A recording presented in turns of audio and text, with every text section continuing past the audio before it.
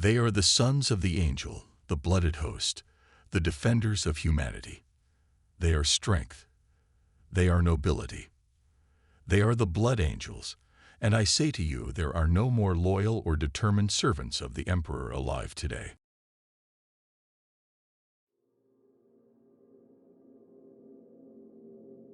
The Blood Angels are one of the 21st founding legions of the Space Marines, and were originally the legion before the second founding broke the Legiones Astartes up into separate chapters of 1,000 Space Marines each. They are well known across the galaxy for their bloodthirsty nature in battle, and feared for the curse of flawed gene seed they carry.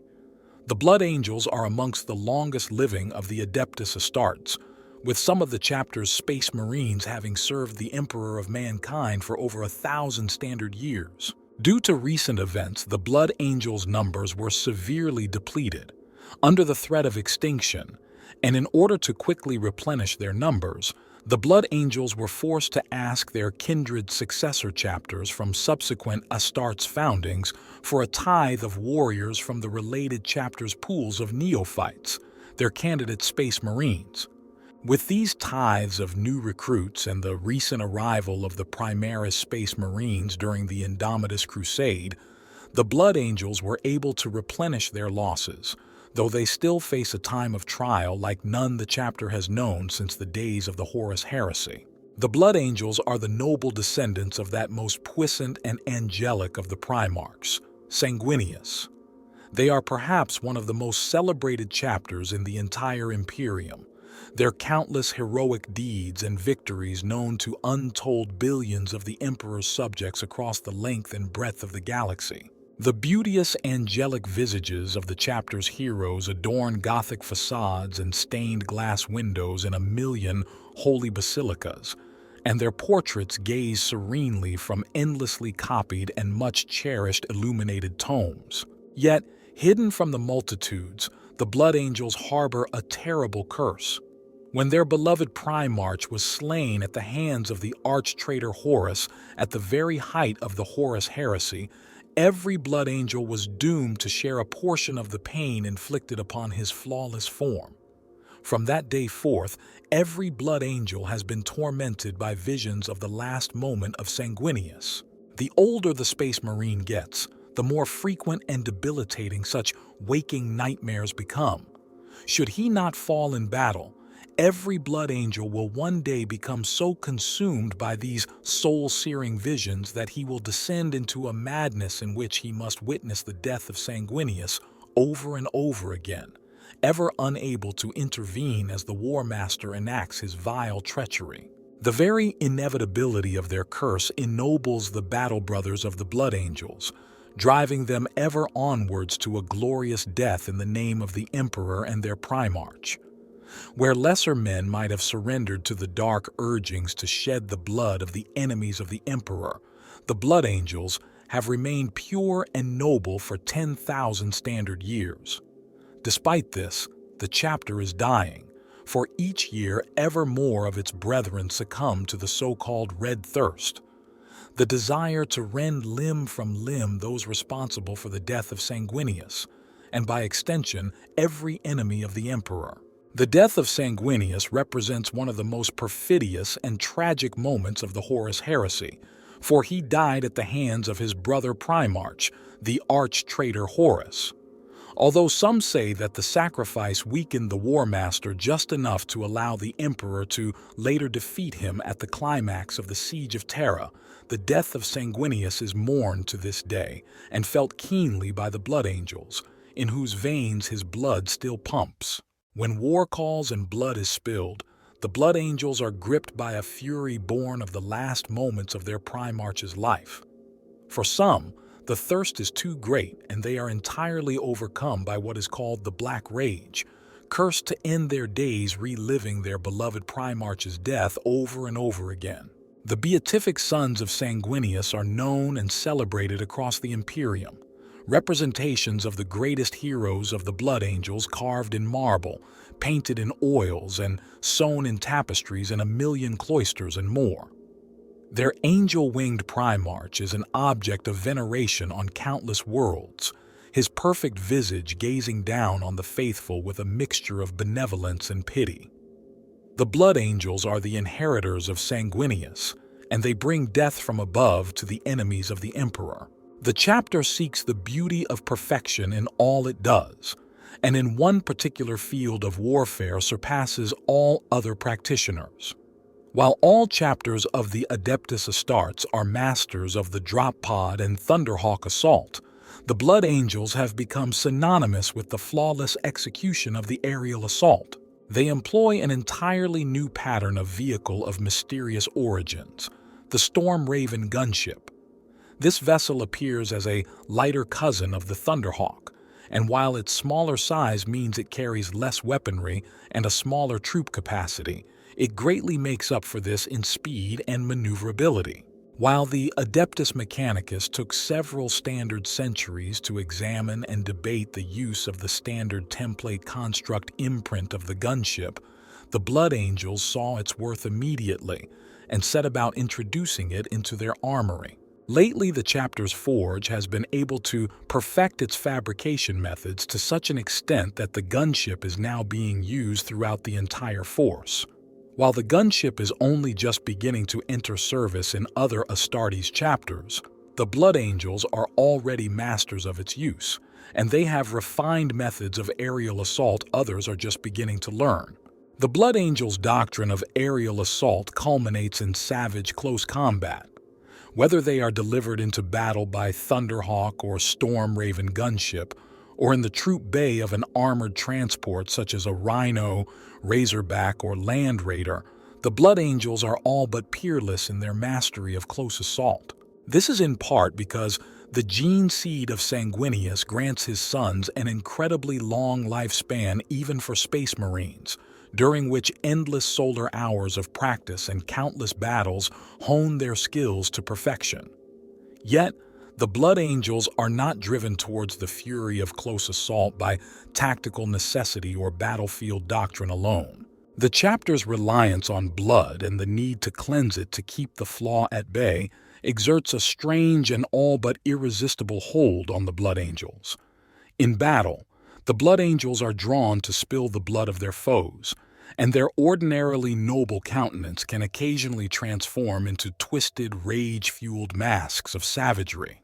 This is referred to as the Red Thirst, and it is something that every Blood Angel experiences. For many, the Red Thirst is prelude to the ultimate expression of the flaw, the Black Rage, in which the state becomes permanent and all-consuming.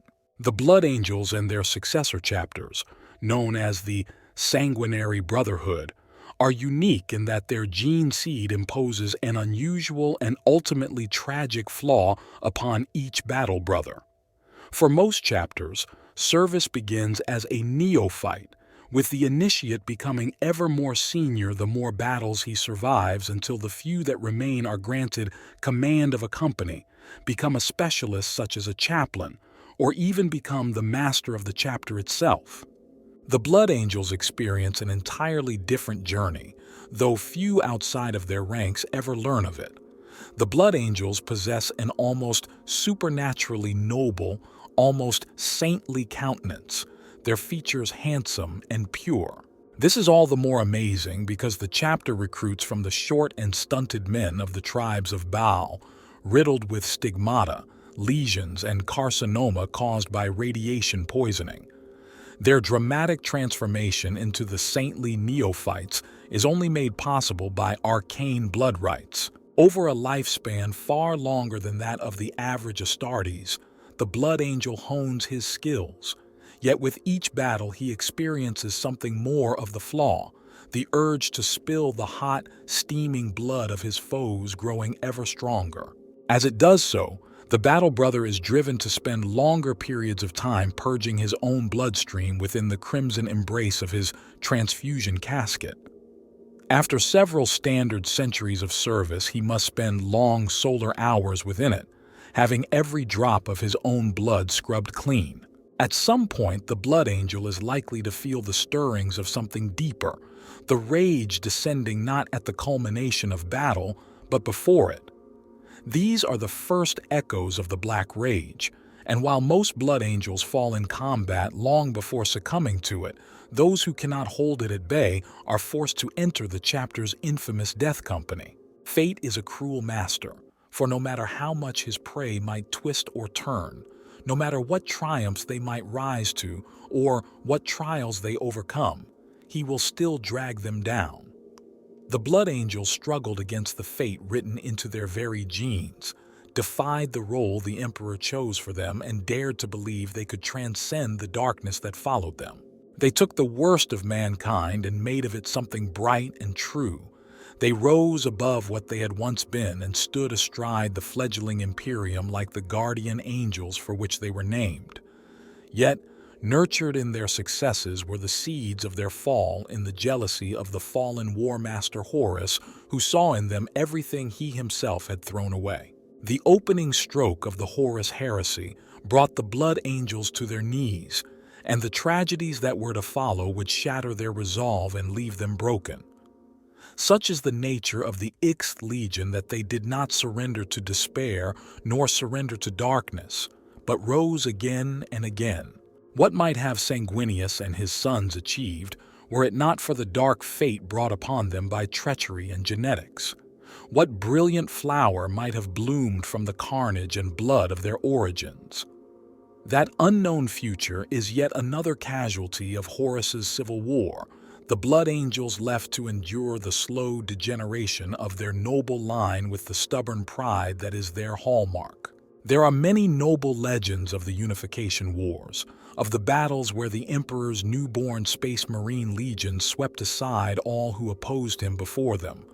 Among these tales there are none to be found that mention the Sixth Legion, only grim rumors and half-heard whispers. Where the first companies of the other proto-legions were blooded in Albia, Indonesia, and Frank alongside the massed ranks of the Thunder Warriors, the Sixth Legion was absent, granted a role as vital as it was unsightly. The old Sixth Legion served the Emperor as an inferno serves a general upon the battlefield. They did not conquer but instead ravaged, growing and growing as they went, a weapon that could not be directed or controlled, only endured. Few in number, the early Space Marine legions fought as mere vanguards to larger forces, a sharp dagger alongside the blunt sledgehammer of the armies of unification. They were the fulcrum upon which battles turned, the point of control, waging small-scale battles by precision strike and audacious raids. The Sixth Legion was made in a different image. Even in their earliest days, they were among the largest of the proto-legions, and when they made war, it was like the sudden arrival of a tsunami, sweeping away the opposition in a flurry of brutal assaults. They found themselves deployed to the most dangerous war zones of Terra, to those accursed regions ravaged by the radphages and chemstrains of Old Night, places where only the most twisted and debased breeds of mankind still lived. In the wastelands that existed outside of history's spotlight, they held the line, alone and unnoticed while the Emperor drove home his grand conquests. This grim fate was no accident, no arbitrary choice made by a distant general, for each of the legions had been granted genetic tools to fit the roles for them by the Emperor, and the Sixth Legion was no exception. Where other legions took only the best recruits, princes, and champions among the conquered techno-barbarian nations of old Earth, and produced but few initiates, the Sixth Legion took in the hordes of dispossessed and broken, and made of them an army of angels. Scarred by so many long generations mired in the rad zones and sunken fortresses of Terra's poisoned wilds, these creatures were no longer entirely human, but horribly mutated beasts that the tyrants of old Earth had driven out and hunted. Yet, from such base materials emerged a breed of Legiones Astartes, uniformly tall and fair, their features sculpted in stern elegance. The unique genetic template of the Sixth Legion's as yet unknown sire seemed to favor the twisted and warped, though the pain it inflicted on those inducted into the Legion was more than most could bear. As those weakened by years of exposure to the most horrific rad zones and poisons rarely survive such an ordeal, the number of recruits that endured to become Astartes of the Ix Legion were few. Yet, unlike the other legions, the Ix cast their net wide and claimed entire tribes of wastelanders, prisoners of war, and the long train of hopefuls that always followed in their wake seeking the miracle of transformation.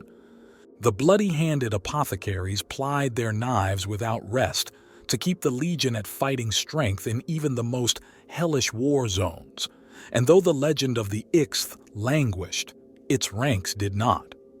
Even as their ranks swelled, the dark rumors that followed them grew as well, for the Emperor's legacy had endowed them with other, darker gifts.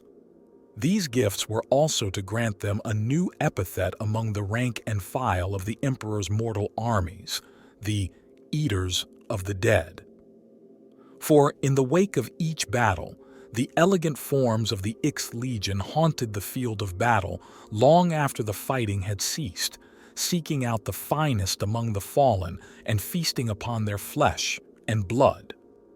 Many of the victories fought to bring unification to Old Earth were marred by the sight of blood-smeared angels stalking the fallen and wounded champions of the enemy across fields choked with corpses, though few among their detractors realized the purpose of this grim fixation.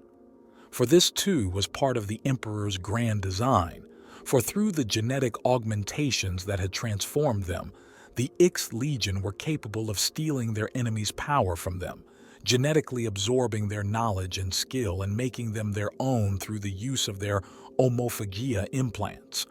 All that was required was the consumption of the foe's bodily tissues. In the broken places where they fought, alone and far from aid, this trait brought the Ix Legion priceless information and made even the most raw recruits battle-ready. Yet the macabre reputation they had gained hung about them like a shroud, lessening their achievements. They had been created to fight monsters, alone and in the darkest places, but in doing so they risked becoming creatures even more foul than those they fought. The wars of unification swept out into the Sol system like a storm, unstoppable and wild, and so too went the Ix Legion. Despite being among the largest in number of the early legions, its ranks bolstered by widespread recruiting during the War for Old Earth, the Ix found no place in the hosts arrayed to assault the Jovian moons or the resource-rich inner worlds during the early days of the Great Crusade. Instead, its flag was planted among the artificial moons of baleful Neptune, whose labyrinthine tunnels and dark halls were the lair of Xenos raiders and the last genetically debased human colonists of that far-flung outpost. There was little here to be gained but time, precious time for the Emperor to claim the orbital shipyards of Saturn and the allegiance of Mars, for which he needed the raiders and mutants of the outer worlds held in place. To that end, he sent the Ix Legion forth to die. 12,000 warriors of the Ix Legion, all veterans of the wars on Terra, disappeared on the moons of Neptune.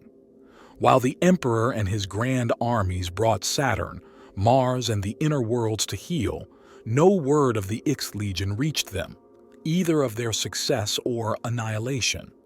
By the time these conquests were completed and the Emperor returned to the cold darkness of the outer system, few expected to find anything other than frozen corpses. Yet when they reached Neptune, it was to find the Ix Legion alive and well. Indeed, despite the loss of many of their original complement, the size of the force was almost the same, bolstered by recruits taken from among the dregs of Neptune's barely human population. Where others might have floundered and fallen, the Ix Legion had only grown stronger, rising from the ashes of defeat like a bloody phoenix. In those bloody days, the Legion was an ever-changing beast, its ranks largely formed of line infantry, equipped almost exclusively for the brutal madness of close-quarters assault. This was a role at which the Ix Legion excelled, always favoring a sudden and overwhelming charge to a long, drawn-out battle of attrition. They well understood the role of their macabre legend in war, most often choosing to stage their attacks at dusk or dawn, and taking to decorating the storm gray of their early marketing power armor with a variety of charnel images, and taking to the field unhelmed, that the sight of their angelic visages streaked with blood might unsettle the enemy. Some companies even began to incorporate the secret bloody rituals of the Legion into their doctrines of battle, tearing apart the enemy on the field of battle or indulging in bloody feasts to break their morale and set panic in their ranks. Again and again, the Ixth Legion would be cast into the crucible of destruction, only to emerge each time as hale as they had been before. Each time they took from the enemy what was required to fight on and grasped victory where others had seen only defeat and despair, though it left them changed. On the silent black battlefields of the Kuiper Belt and the endless wastes of rust, the Ixth Legion was sent to fight and survive where others could not, to fight the unseen holding actions of the Great Crusade's first faltering steps. Malcador the Sigillite himself was to take note of their exploits, and dubbed them the Revenant Legion, a title that many came to use for the indomitable warriors of the Ixth Legion, as much a sign of the superstitious awe in which they were held by many as it was a commendation of their bravery. Indeed, the Sigillite is but one of a number of senior officials within the early Imperium's Divisio Militaris who seemed ill at ease with this incarnation of the Legiones Astartes, lacking as they did the prestige or open popularity of some of their brethren, such as the much-vaunted Thefrisatieth Legion or Horus's own Exvith Legion. A dangerous and unsightly weapon to be unsheathed only in dire need and then quickly hidden away again, the Ixth Legion found themselves often in the company of those legions less favored by the bright lords of the newly forged Imperium. With the savage warhounds and oft-forgotten Iveth Legion, in whom Horus had found his own disposable weapons, they found a bitter kinship, though it was rare to see these legions gathered together. Yet it was the work of these ingloriously practical and gore-spattered warriors that set the foundations of the Imperium in place.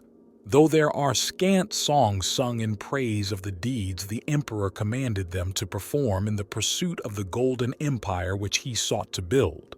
Time and time again the pride of the Ixth Legion was to fall on the field of battle, yet the records of their valor make common mention of the same handful of warriors and champions.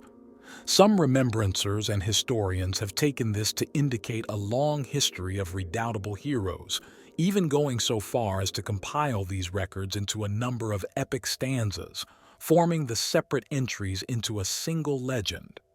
Yet, the true reason for the longevity of certain names within the order of battle for the Ixth Legion is far less heroic. Since its foundation, the Ixth Legion had operated in the most extreme battlefield conditions, and necessity had forced upon them a number of practices that might otherwise be seen as monstrous.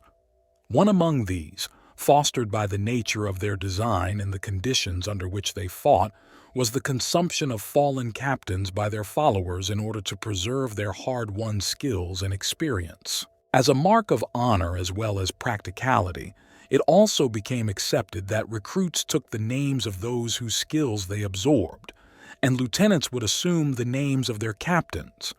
Such was the resemblance of each member of the Ixth to their flawless brothers that most outsiders failed to notice this subtle brand of immortality. The most famous example of which being the figure thought to have served as the Ixth Legion's first and only master, other than Sanguinius himself. Known to history as Isildur Osuros, this warrior is commonly held to have commanded the Ixth from Unity to the discovery of Baal in 843. M30, yet a closer examination of the records shows that name died numerous times, only to be replaced by another. Over time and battles past count, this practice became an honored tradition of the Legion, a visceral ritual that bound the survivors together despite their often disparate origins. Yet as much as it bound those of the Ixth Legion to each other, it forced them away from their brethren among the Imperial army and other legions. In the years before Sanguinius's return, no few of the other Primarchs expressed a distaste with the practices of the Ix Legion, though they could not dispute their success on the battlefield. Such was the legacy of mistrust and barbarism that the Ix carried with them, one pressed upon them by the brutal necessity of their calling. In the early years of the Great Crusade, as the fleets of the Emperor first pushed beyond the boundaries of what is now known as the Segmentum Solar and into wilderness space, his armies would encounter battlefields to shake the sanity of mortal men. Of these fell and terrible places, termed zones mortalis in the formal language of the Divisio Militaris, few were more loathsome than the world known to history as Quiberon. The first expeditions to Quiberon were to vanish without a trace, 4 full regiments of the Imperial Army's Varadin regulars swallowed up and gone, and a flank of the Great Crusade's galaxy-wide advance left open.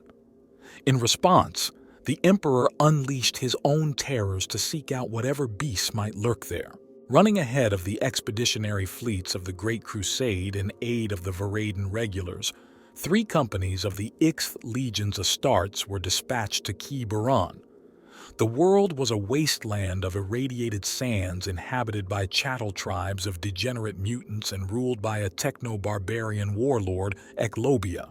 These tribes were both bodies to be spent in conflict and the primary foodstuff of Quiberon's inhabitants, each sustained by a vicious economy of ritual acts of bloodshed and cannibalism. It was these mutants which had been encountered by the beleaguered ranks of the Imperial army stranded on the planet. Hordes of barely human mutants armed with little more than primitive clubs and picks had decimated their ranks, the corpses of the fallen hauled back to flickering fire pits to be cooked by night. For 3 solar months, the serried trenches of the Imperial army repelled the mindless onslaught before the storm-gray drop pods of the Ixth Legion fell from the sky, wreathed in black smoke. Crashing to the ground, the Revenant Legion broke through the mutant throng with contemptuous ease and relieved the embattled Varadin troopers. The Ixth attacked the cantonments of local tribes, their superior arms and armor allowing them to seize control of the northern mountain ranges, casting out the indigenous mutants they came across with uncompromising brutality. In the opening stage of the Ixth Legion's war on Quiberon, they came upon little organized resistance, freely conquering territory, and for solar months, the Ixth Legion ravaged Quiberon before news reached the warlord Eclobia, who swore an oath to eradicate the invaders. Under his command was an army of mutant chattel whose numbers were beyond count and over which he held a power of such terror that they would throw themselves to their death rather than face the freakish horrors which his enslaved sorcerers might unleash. As the Ixth Legion crossed into Eclobia's territories, the resistance they met from indigenous forces increased until the Ix was drawn into full-scale battle. Initially, they easily quashed any bands of savages making strikes against the edges of their line, but quickly these became an unending deluge of bodies which threatened to overwhelm and encircle the remains of the 3 companies. The Ixth girded themselves to repel the tide of mutants, whose hideous deformities made them capable of rending ceramite with their tortured flesh, and whose numbers set the earth a-tremble at their approach. Though the Legiones Astartes fought doggedly, killing scores of enemy for each battle brother lost, the sheer numbers of the foe began to force them back. Attempting to regroup, the 3 companies of the Ixth Legion formed a spearhead in an attempt to break through the mutants and reach the distant banner poles that signified the position of the Horde's brutish commander. As the tip of the Legion formation threatened to reach the encampment of Eclobia, the horrors of Old Night were unleashed. Reality rippled and tore as the cracked skull's ensorcelled chattel brought forth horrors beyond description, reaping a hideous toll of casualties amongst the Astartes and mutant horde indiscriminately, turning the tide of the battle. Incapable of combating such a threat, the Ixth Legion warriors were forced to quit the field of battle or be utterly destroyed, a choice that might have doomed other more honor-bound legions, but not the pragmatic Revenant Legion of old. The legionaries turned and hacked a red path through the throng with toothless chainswords, broken blades, and the cracked pieces of their own fallen comrades' armor. The strength of almost 2 companies was lost in that monumental battle, and those legionaries who escaped were forced to question how they could survive and endure without reinforcement or resupply. The staggering degree of losses suffered created the need to reorganize Legion resources among little more than 380 remaining legionaries, speaking to the utilitarian and consequentialist nature of the psyche of the early Ixth Legion. Foremost among these assets, their apothecarian was reformed and grown into a combat support formation, the survival of the remaining legionaries as well as propagating gene seed considered paramount to their ability to continue to pursue conquest. Reformed in the crucible of war, far from the path of the Great Crusade, those orphaned companies of the Ixth Legion recommenced their campaign at a more considered pace, making squad-based shock assaults against enemy encampments before withdrawing to avoid organized reprisals. The campaign soon stagnated into a pattern of thrust and counterthrust, a war fought on the back foot to bleed the foe whilst hugely outnumbered. This war, which became known as the Banquet of Ki Baran, continued unbroken for 12 standard years, all but forgotten by the wider Imperium. The Ixth Legion, piece by piece, broke the tribes of the world in bloody close-quarters actions and refused to be drawn into a full-scale engagement. In the early years of this conflict, accepting the desperation of their predicament and bereft of resupply, the Ixth Legion were forced to take practical measures to survive. Raids against local mutant tribes on the northern continent became matters of domination, not destruction. Those creatures which could be of use were press-ganged into the service of the Legion. Testament to the hardiness of the Ixth Legion's gene seed, even these irradiated and hideously mutated beings were considered suitable candidates for the Legion, their children bred to be little more than meat stock for their techno-barbarian overlord ascended into angelic perfection by the implantation of Sanguinius's gene seed. Furthermore, the Legion's apothecaries encouraged them to join their foe in cannibalism of the war dead for sustenance, benefiting the Legion and denying the foe in equal measure. These practices allowed the Ixth to replenish its numbers and continue without contact with the wider Imperium greatly beyond the capability of any other Legion. Undertaking this strategy, the Legion steadily took ground from Eclobia, diminishing both his armies and food supply in the process, while taking that material into themselves with which to rebuild the strength of the Legion. Perhaps the Legion went too far in the name of survival, however. A diary later recovered from the equipment of a missing officer of the Veridin Regulars refers to the Ixth as the Charnel Feast, a cognomen which, when later disseminated, became popular amongst the rank-and-file mortal soldiery of the Great Crusade before it was quashed by the coming of Sanguinius. The same diary hints at a dark end for the 46th Veridin Regulars. As they became unable to continue to prosecute the war, the diary suggests they were also rendered to feed the Legion, whether through literal consumption or to allow the charnel priests, what had become of their apothecarian, to use their flesh as part of the process of creating new warriors. Other recovered journals claim that the populace of Ki Baran came to see the legionaries as the devils of their myths, stealing their children and feasting upon corpses in a manner more barbaric even than the ritual cannibalism of their masters. It states that the native population feared that their own magics had unleashed the Imperium of mankind, speaking of it in hushed tones as the force of their own undoing. In the 12th Terran year after planetfall, the final confrontation of the campaign was all but a foregone conclusion. Eclobia, suffering from years of starvation and surrounded in his fortress spaceport by a replenished force of almost 1,000 legionaries and their own degenerate serfs, attempted once more to unleash his slave sorcerers. The masked, unarmored novitiates of the Legion, recruited from among the tribes of Ki-Baran, suffered the brunt of the attack, while the Legion's off-world veterans made directed strikes against the warlocks, the sheer numbers brought to bear by the Ixth overcoming the warlord's feeble defenses. His sorcerers dead and his fortress in ruin, Eclobia attempted to flee in a primitive spacecraft, rising from the surface in a cascade of scrap and broken corpses, only to meet a squadron of Imperial cruisers bearing the heraldry of the Viaith Legion in orbit. His life ended under their guns. The Imperium had finally come to reclaim its warriors, expecting to find a world brought to compliance and ready to accept the Emperor's law. At the head of the fleet, Rogel Dorn, but newly reunited with his own Imperial fists, arrived in Ki-Baran to instead discover a ruined world of the Imperium's making.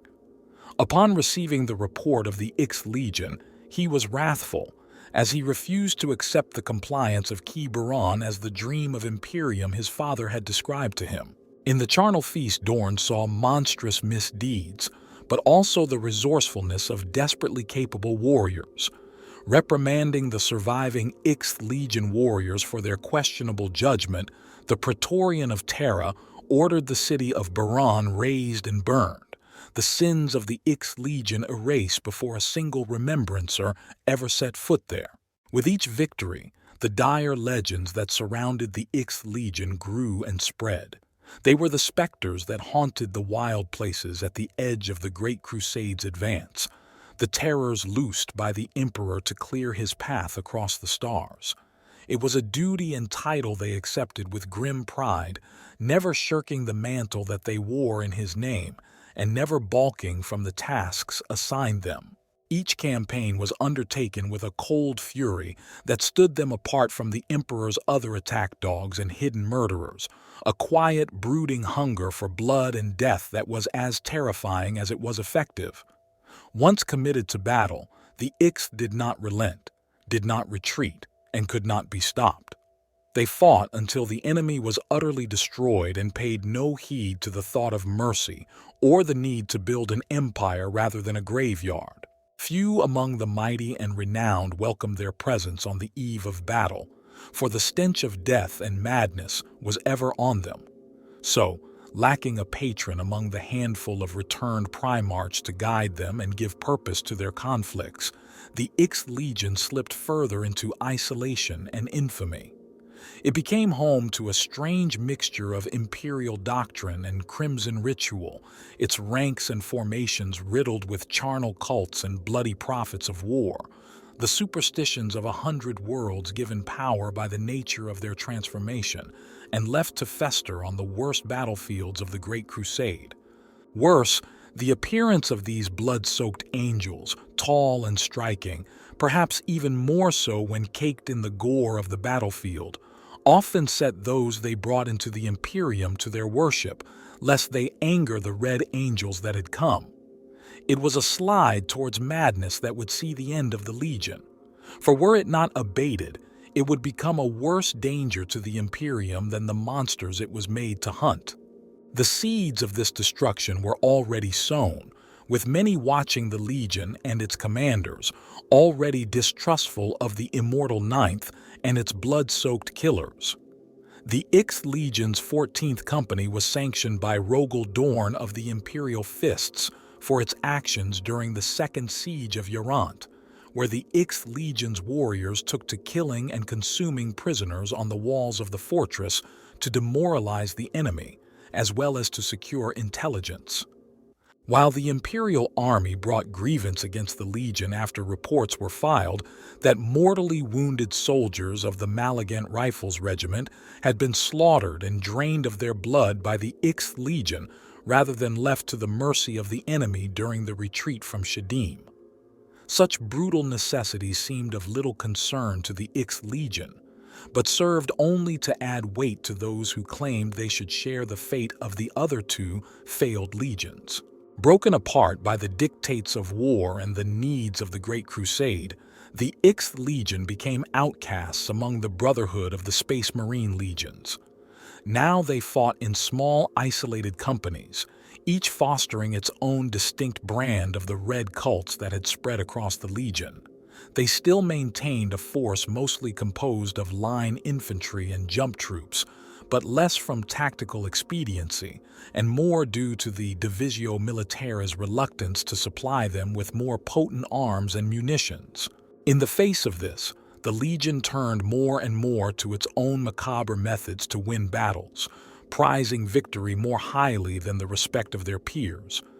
Bitter pride in what they saw as the jealousy of others sustained them, but also served to drag them further into disrepute. The Ix Legion stood upon a knife's edge.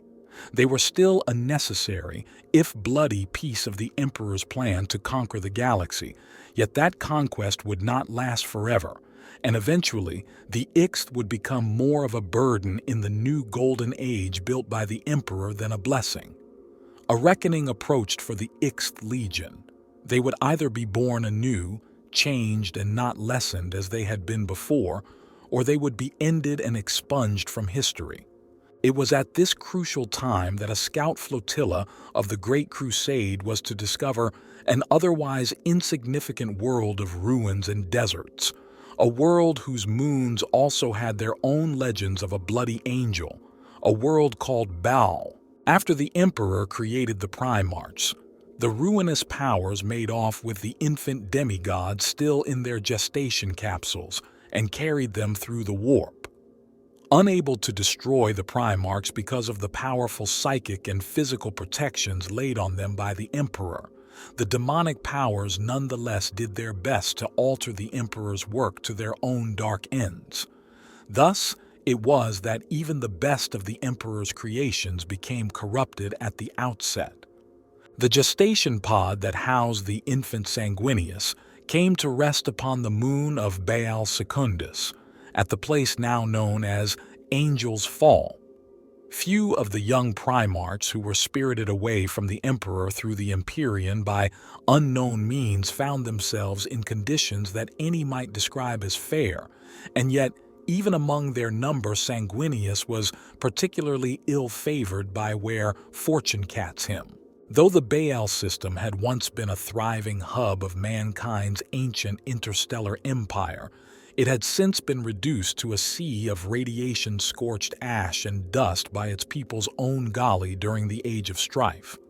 On the second moon, where the Primarch Sanguinius was cast adrift, there eked out a fragile remnant of humanity, a number of feral, warlike post-apocalyptic tribes that stalked the wasteland, surviving on the plunder of war and what little could be foraged from the deserts. Sanguinius's earliest days were spent in the deep desert, and of them little is known, for Sanguinius never spoke of them in later years.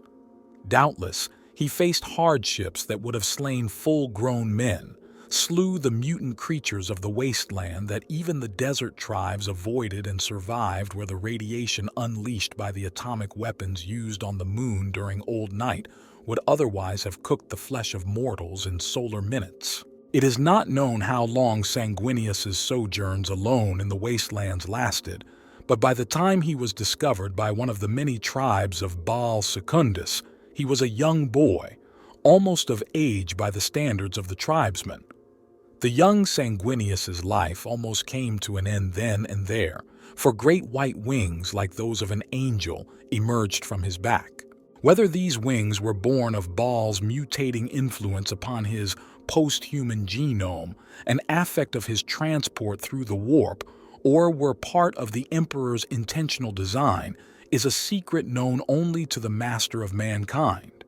Many among the tribesmen who found the Primaris wanted to kill the child as a mutant, though in all other ways he was as perfect a human child as had ever been seen. Eventually, innate compassion prevailed, and the child was spared. Sanguinius was quick to adapt to his new life among the tribe, as were all his kind in similar circumstances, and his strength and resilience quickly earned him a place within the ranks if the tribe that had found him, known as were all the tribes of Baal, simply as the people of the blood, or the blood. The young Sanguinius was a prodigy. He grew quickly and learned everything his adoptive parents could teach him. It is said that even when still a child, he slew a giant fire scorpion with his bare hands, and that he never once showed fear at the colossal beast's onset. As Sanguinius grew, his wings grew also, becoming mighty pinions that could bear him aloft upon the desert air. He could walk without a rad suit in the most poisonous of Baal Secundus's deserts, and could shatter massive boulders with a single blow of his outstretched hand. In the use of all weapons, he soon excelled his teachers.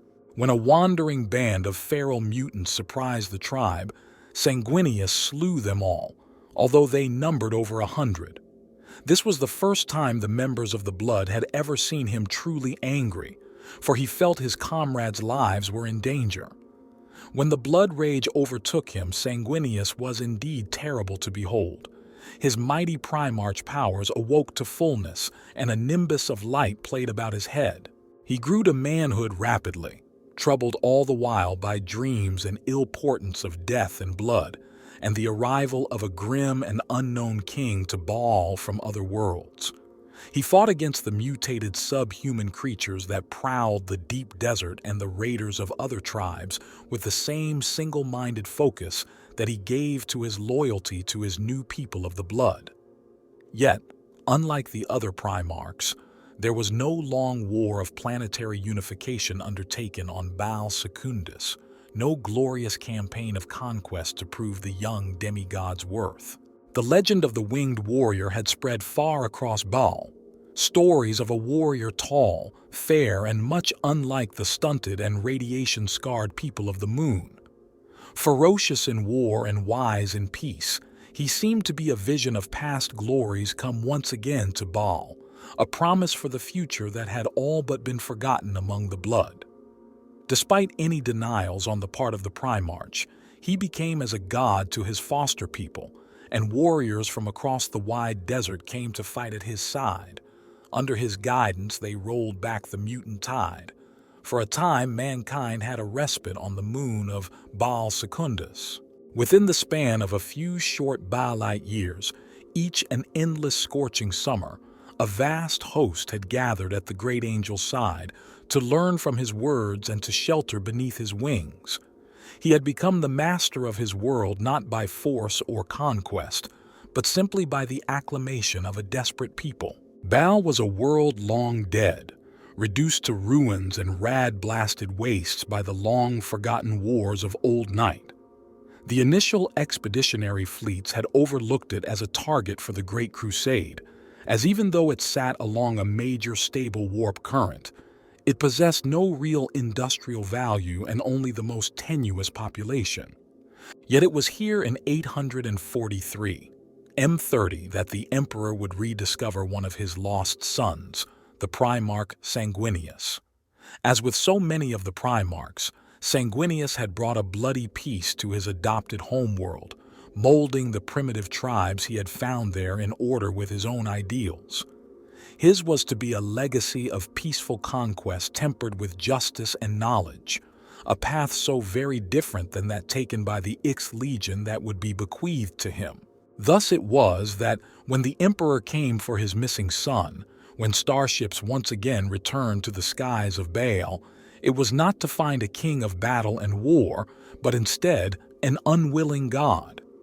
Having long foreseen his father's coming and the many consequences of that meeting, Sanguinius came to meet the Emperor alone, without the long train of his worshippers or the warriors pledged to his service.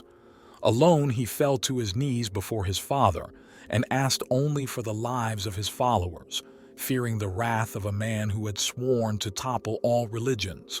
Seeing in the winged Primarch a servant of rare talents and keen loyalty, the Emperor granted his wish.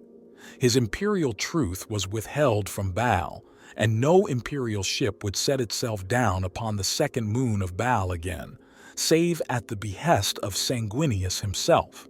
The blood would continue to live as they always had, kept in part as surety against the great angel's pact, and Sanguinius himself departed to begin his service to the Emperor. Sanguinius was to learn the ways of war at the side of Horus himself, accompanying that Primarch and his Luna Wolves to see how war was waged among the stars and to understand the functions of the vast Imperium that the Emperor was building. As Sanguinius forged a bond of trust with his mentor and brother, the Ixth Legion was finally summoned to attend upon their new and true master. Gathered from distant war zones across the galaxy, it took many solar months for each disparate band of the Ixth Legion to be found and recalled.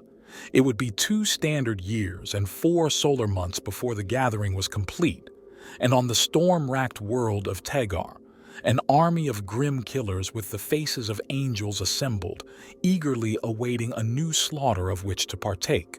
The captains of the Revenant Legion, the great Crusade's blood-soaked angels, gathered as Stormbird transports bearing the mark of the Luna Wolves descended from orbit. From within came a troop of warriors clad in the white of Horus's own legion, yet the one at their head was not Horus, though by his stature he was a true son of the Emperor and one of his Primarchs. Great white wings unfolded and Sanguinius revealed himself to his gene sons, his sculpted features the very image of those that thronged about him. Sanguinius beheld the gathered warriors of the Ixth, each bearing the scars of unrelenting battle both on their proud faces and in the dark recesses of their spirits.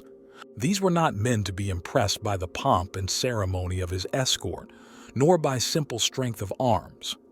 The winged Primarch, amid the rain and storms of that far world, took a knee before the rough-cast killers and scarred blood drinkers, and rather than demand their allegiance, he offered them his own. The warriors who had offered up everything to the new Imperium, and in return been granted only scorn and mistrust, were now offered a Primarch's loyalty, given freely and without reservation. Sanguinius had won their devotion with his actions, and to seal them to him, he led the assembled legion on their first campaign together, standing in the front lines of battle where his valor spoke for the sincerity of his pledge.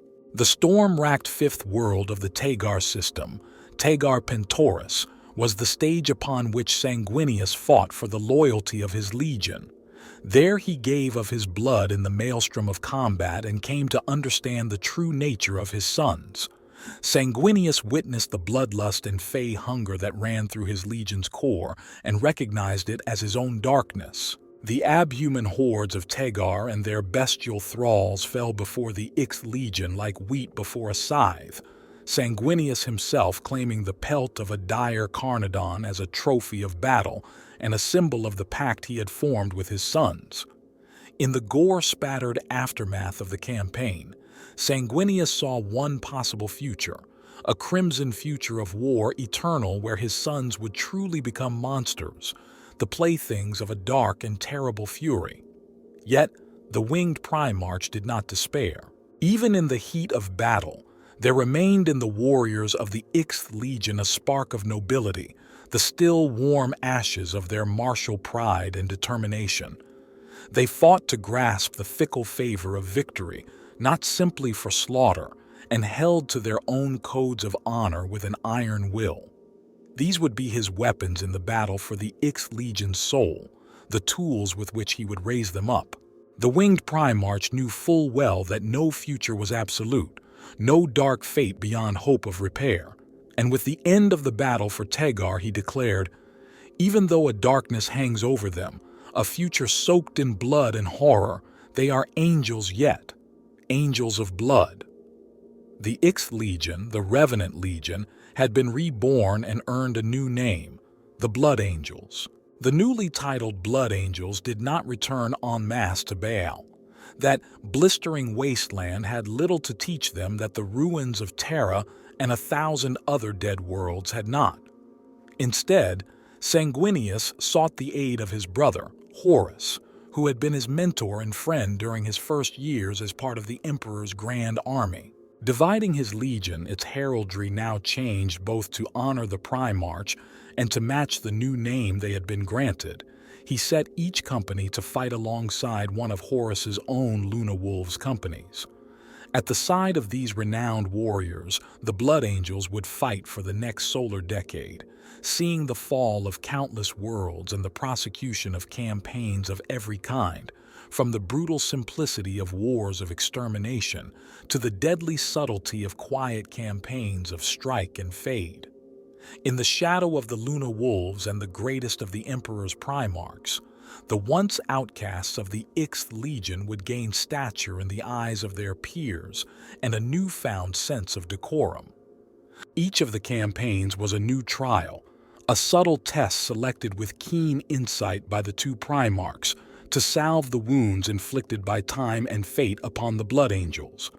Sanguinius instilled in his sons a new sense of pride, not in simple carnage and the blood-soaked eternity of melee, but in a future in which they stood as exemplars of the imperial creed, equal even to Horus's own warriors. In the year-long siege of Anaxis the Thulanan, they grasped the value of brotherhood as they stood shoulder to shoulder with the imperial fists against a tide of Hrud that seemed without end.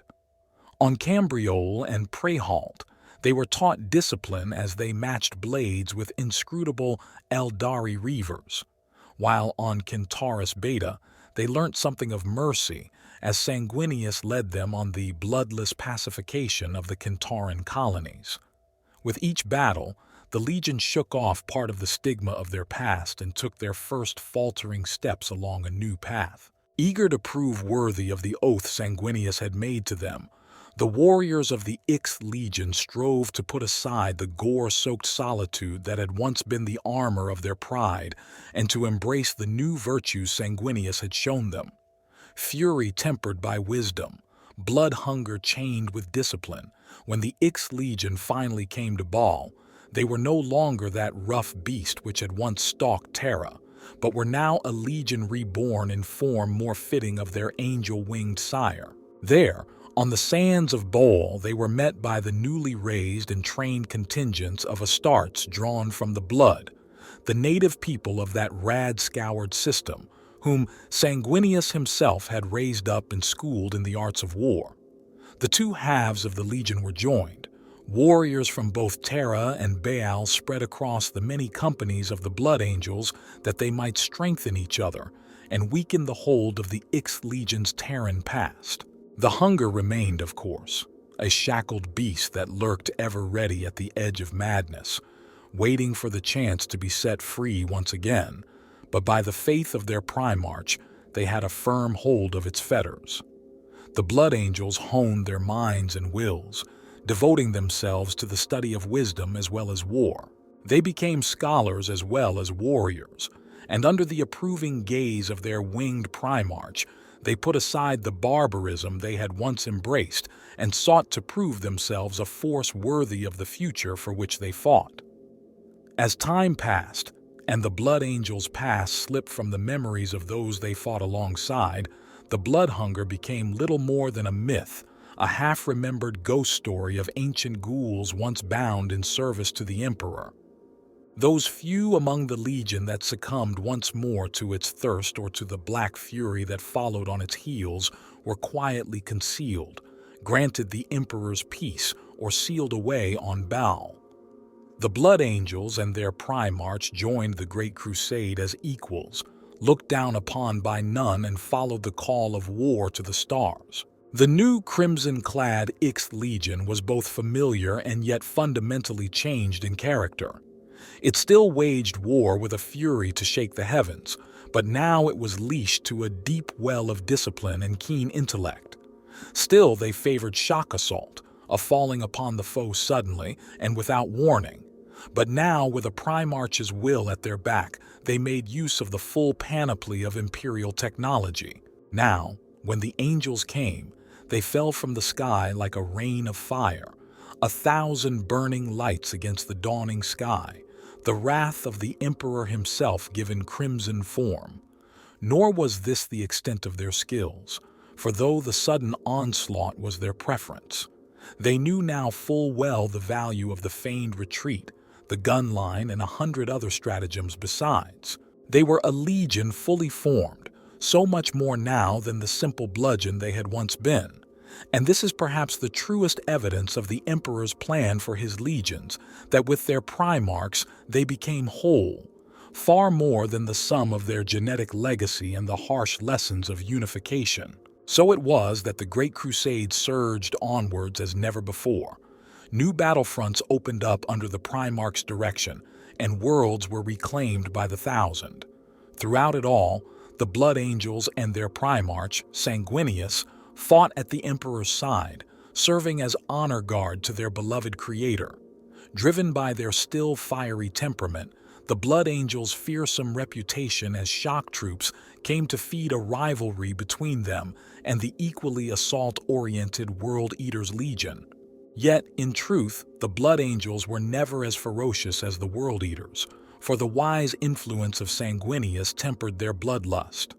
Of all the Primarchs, Sanguinius formed the closest bonds to Horus, Leman Russ, and Jagatai Khan. Though he was yet in the early days of his legend, Sanguinius was thought to be the noblest of the Primarchs and was ever deep in the Emperor's council. Even Horus, later the proud war master of the Great Crusade, sensed a purity of spirit in Sanguinius that he could never match, a oneness with their father that no other Primarch could ever hope to approach. Whilst many of his brothers fought the Great Crusade solely out of the joy of battle, Sanguinius fought to secure the golden era of peace and prosperity which would surely follow. His vision was the Emperor's, a hope of mankind united in peace and prosperity. Alas, it was not to be. Anahktor is a star system no longer listed on any imperial map. It features in no record of conquest, nor on any battle honor, or in any Divisio Militaris archive.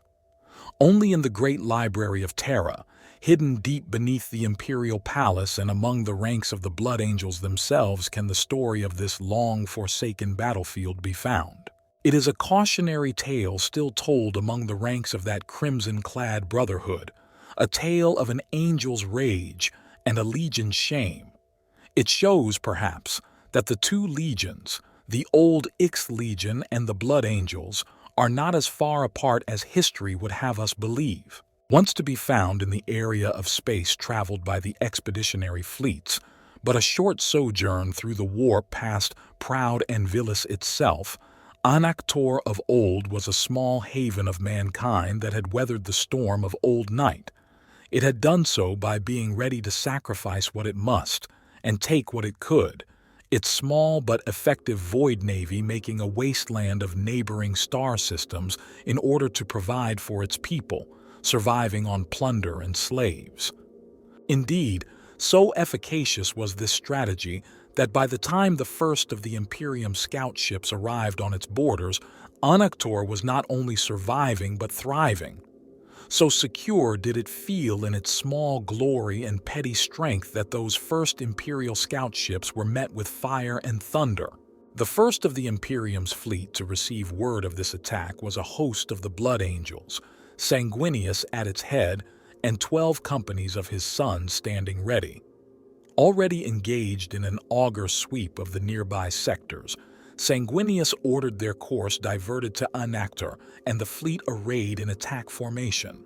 They broke ether with gun ports open and cannon primed, and in a short, brutal engagement broke the enemy fleet waiting for them, the marauder craft of Anahktor proving little match for the brute battleships of the Blood Angels. Within short order, the Ix Legion had pushed on to the first inhabited body in the system, throwing a cordon of iron around it and lighting the sky with the immense firepower of their cannon. A small airless orb, the inhabitants of Anahktor Extremis were limited to a garrison of Anahktoran soldiers, waiting in subsurface habitats whose presence was betrayed only by the guns that bracketed the sky above them. Uninhibited by any civilian presence, Sanguinius ordered an immediate assault, eager to deny the enemy time to regroup and recover its momentum, committing the 19th, 67th, 171st, and 94th Companies to the attack. Preceded by a brief but highly accurate bombardment that cracked the surface and shattered the guns of the Anahktoran defenders, a path was opened for the drop pods and assault craft that followed on its heels. Brutal close-quarter combat enveloped the cold subsurface halls of Anahktor Extremis as the Blood Angels carved a red path through them. The enemy they fought was so heavily cybernetically augmented as to be barely recognizable as human, and were dubbed the Iron Bulls by the Imperium's troops for the sensory horns grafted to their skulls, though among their own people they were called the Kusaraku. Wielding primitive plasma casters and grav lances, the Iron Bulls held against the forces of the Ix Legion for 6 solar hours, holding each intersection of the labyrinthine tunnels with tenacious courage and consummate skill. All across the desolate outer worlds of the system, the same story was written in fire and blood. The Blood Angels harried and beset the enemy, who resisted with great valor, fighting to the bitter end on every outpost and imposing upon the Ix Legion a high cost for each world that fell. Amid the asteroid fortresses of the belt that encircled the outer system, the Iron Bulls staged ambushes and feigned retreats, drawing the legionaries of the Ix Legion towards craters rigged with blasting charges, sacrificing their own lives to stymie the Legion's advance. On Anahktor Median, the gateway to the inner system, they drew a line with their own bodies, fighting a sprawling battle across 50 kilometers of shallow acidic sea and rocky archipelagos, riding great multi-legged augmetic frames like mounts into battle and stalling the advance of 9 companies of the Blood Angels. The warriors of the Ix Legion came to admire the courage of the foe and took great pride in the victories won against them. Sanguinius himself gave the order for a 6-hour ceasefire in honor of the foe's valor and sacrifice, for though the Anahktorans refused all attempts at direct communication, he wished to offer a salute to the warriors who had fought so well. Privately, the winged Primarch lamented the need for their destruction, and hoped that the Pause, his ships arrayed in space just short of the system's throne world, would convince the Anahktoran leadership to bow before the Emperor and wed their strength to that of the Imperium. However, what came next was to shatter any such hope and kindle the wrath of the great angel in its full and terrible glory. Advancing under a flag of truce, several Anahktoran craft approached the Blood Angel's flagship Red Tier, each a wallowing transport barge signaling in the obtuse language of Anahktor that they bore gifts for the Primarch, scans revealing no targeting or aberrant energy readings until the moment the first barge erupted in flame. 132 Blood Angels died in the explosion that ripped through the fleet, doubling at a stroke the number of casualties the Legion had sustained in the campaign. 3 cruisers sustained significant damage, and one, the Inculcator, was gutted and left aflame from stem to stern, damaged so severely that it would later be abandoned. His trust betrayed and many of his sons dead as a result of the low treachery of his foe, Sanguinius let slip the collar of discipline and called for a day of revelation, a reckoning for Anahktor and a redress of the wrongs done to his legion. The people of Anahktor had proven themselves unworthy of a place within the Imperium and unworthy of the great angel's respect or mercy. Surging forwards, the Blood Angel's vessels blasted a bloody path through the inner system, annihilating those few squadrons of Anahktor's defense fleet that remained and rained nuclear fire onto every isolated outpost, leaving only ashes and fields of glass. The Anahktor responded in desperation, shielding military targets with civilian populations, launching suicide runs with more fire ships, and attempting further ambushes. All failed in the face of the Blood Angels' unleashed fury, and their ships enveloped Anahktor Centralis, a brutal constellation of lights in the night sky. There they waited while below, the Iron Bulls rushed to man defenses, herding their people to form shields around gun platforms and fortresses while the Blood Angels watched. Then, as dawn's purple haze colored the horizon, the Blood Angels fell from the sky. At their head, a host of the silver-masked Arelum, the Order of the Angel's Tears, who served as the Blood Angels' destroyers. They chose as their target the single largest force of the Iron Bulls marshalling in defense of their throne world, seeking to cut the heart from the enemy in a single stroke.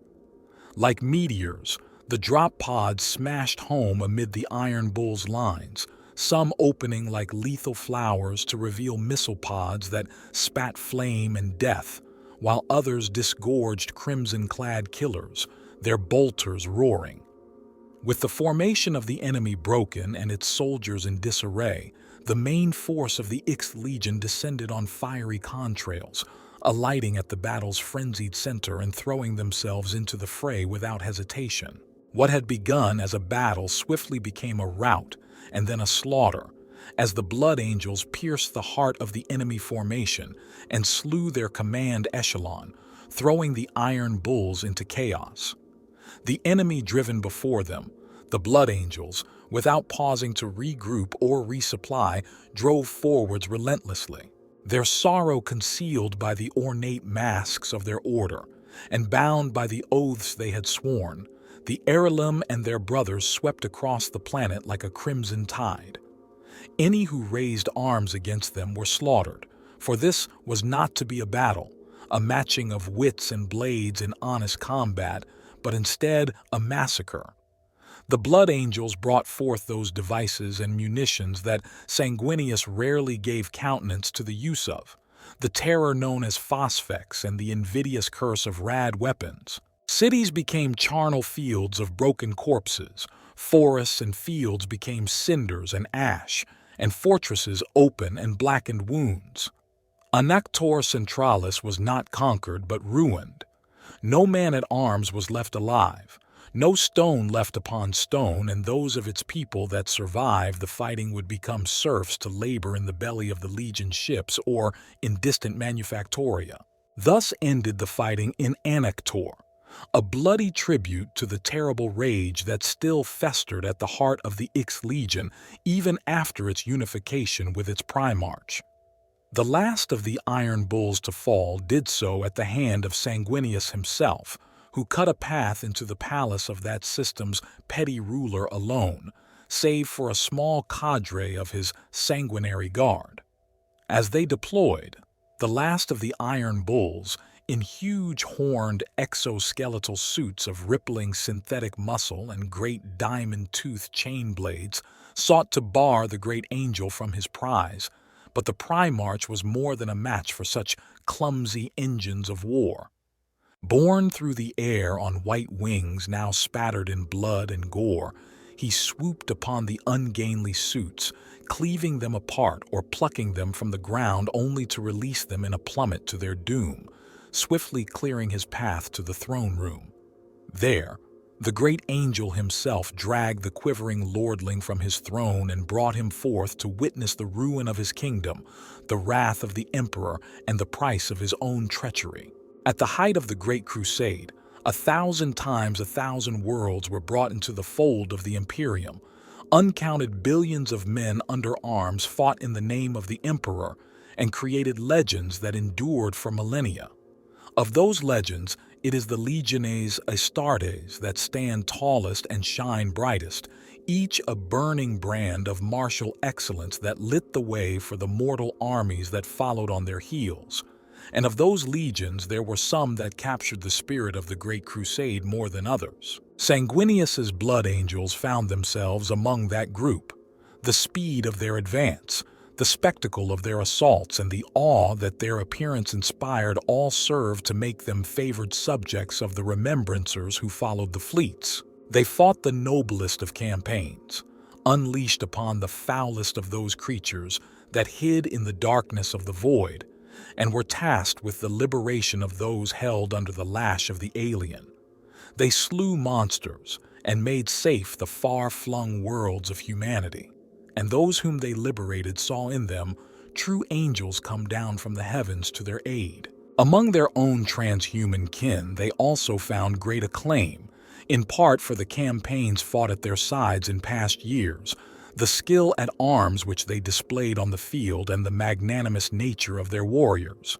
Yet, Much of their reputation and the goodwill extended them was to come from the noble mien of the angel himself, for of all the Primarchs of the Emperor, he was the most beloved and admired.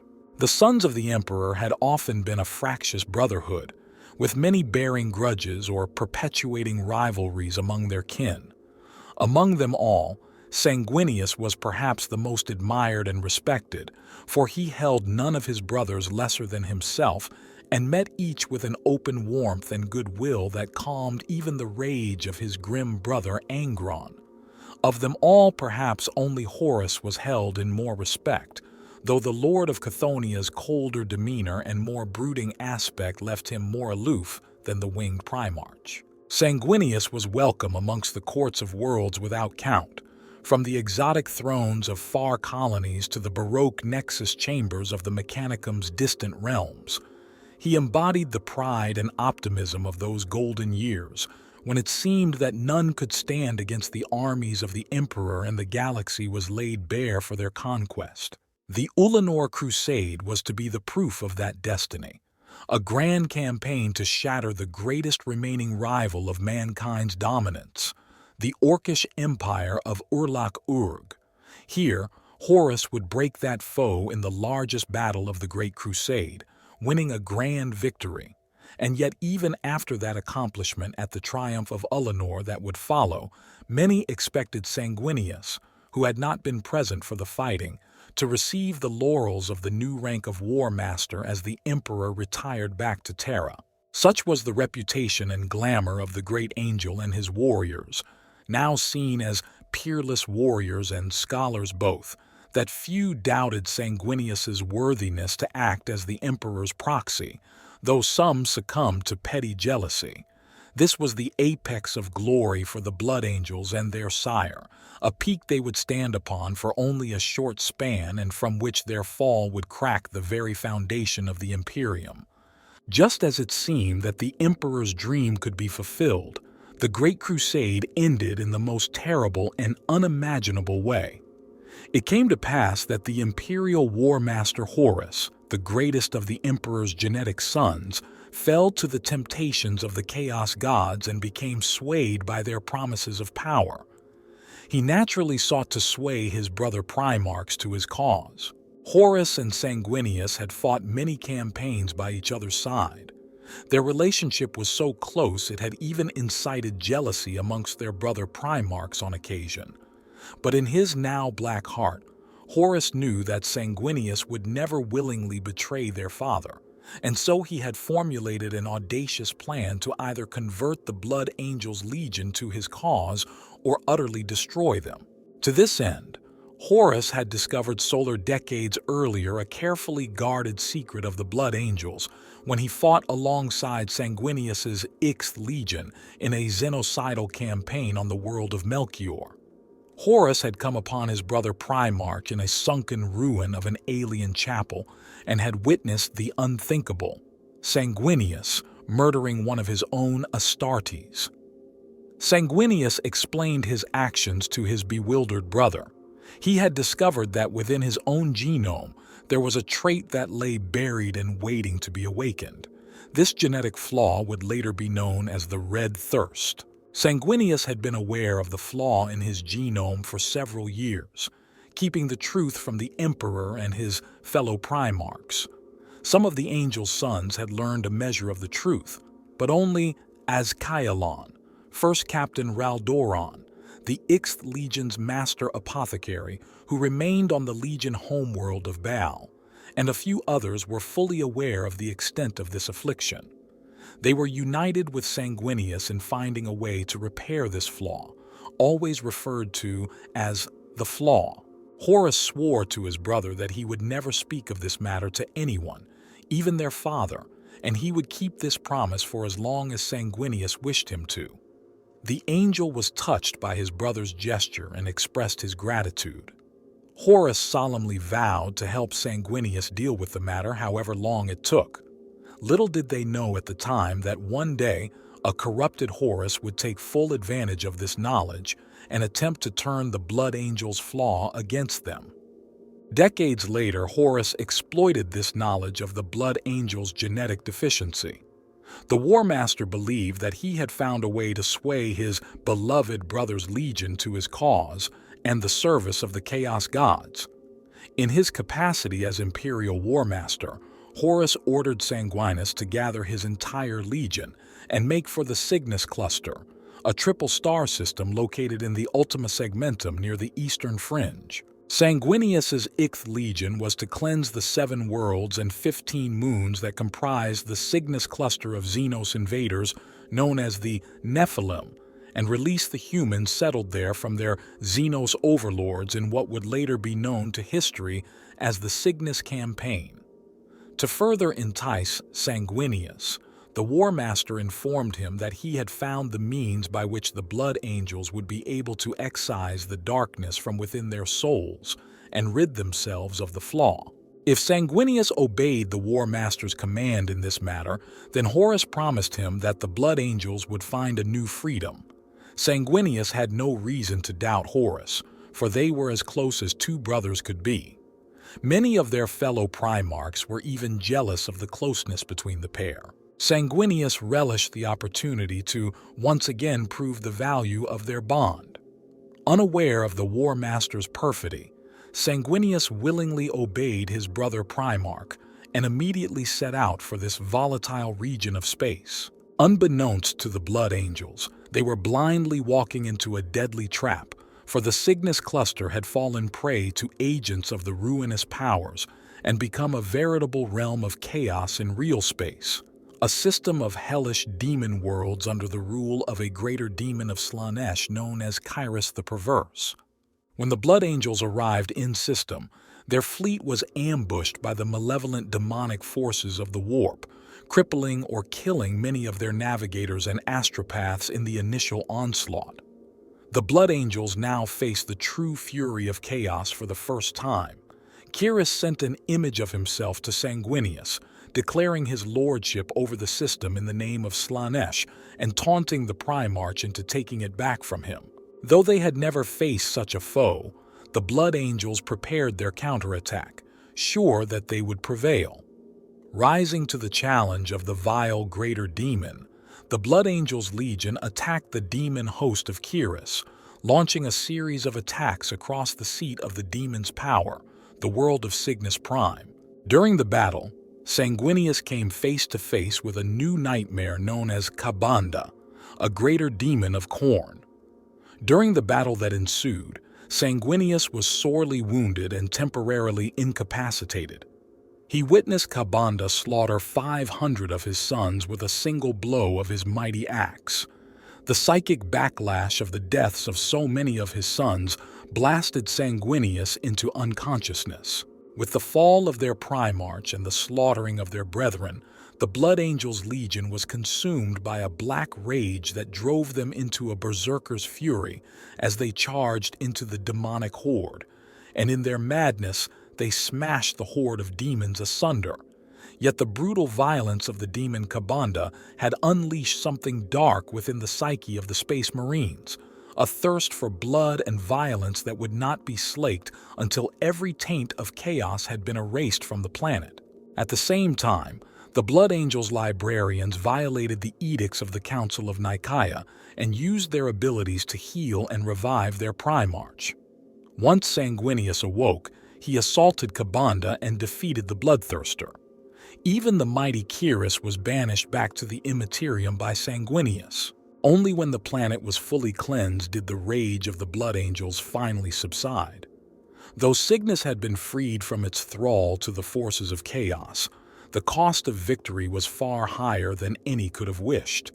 The strange berserker rage the Blood Angels had experienced had left a brooding shadow on their souls that would manifest in the centuries to come as the Great Curse, later known as the Black Rage, that would afflict the Blood Angels and their later successors. Following the end of this long, grueling campaign, the Blood Angels attempted a warp jump towards the throne world. Despite the impassable torrential ruin storm that had been conjured by the word-bearers during the Battle of Calth, the fleet's navigators were able to pinpoint a shining beacon, which they initially assumed was the Astronomicon. Desperate, the Ixth Fleet's navigators followed it. Sensing safe harbor, the fleet immediately executed a warp translation back into real space. When they finally exited the warp, they found themselves hundreds of light years off course, nowhere near their targeted destination. It was by no accident that the Blood Angels had arrived at the current, unknown destination, as Sanguinius had ordered his navigators to strike for the strongest telepathic signal. They had inadvertently detected the shining beacon of the alien artifact, known as the Pharaohs, on the distant world of Sotha.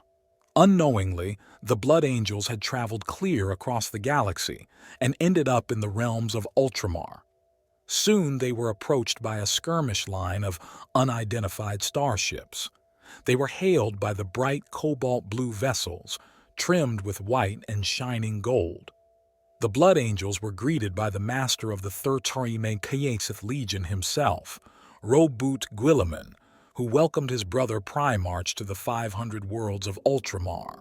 With the Imperium severed in two halves, isolated and ignorant of each other as a result of the raging tumult of the Ruin Storm, the light of the Astronomicon was no longer visible from Ultramar, and no word of the Emperor had been heard for several Terran years. Ultramarines. Primaris Robut Guilliman declared the foundation of the Imperium Secundus as a means of continuing the fight against the traitors and securing the Emperor's great work.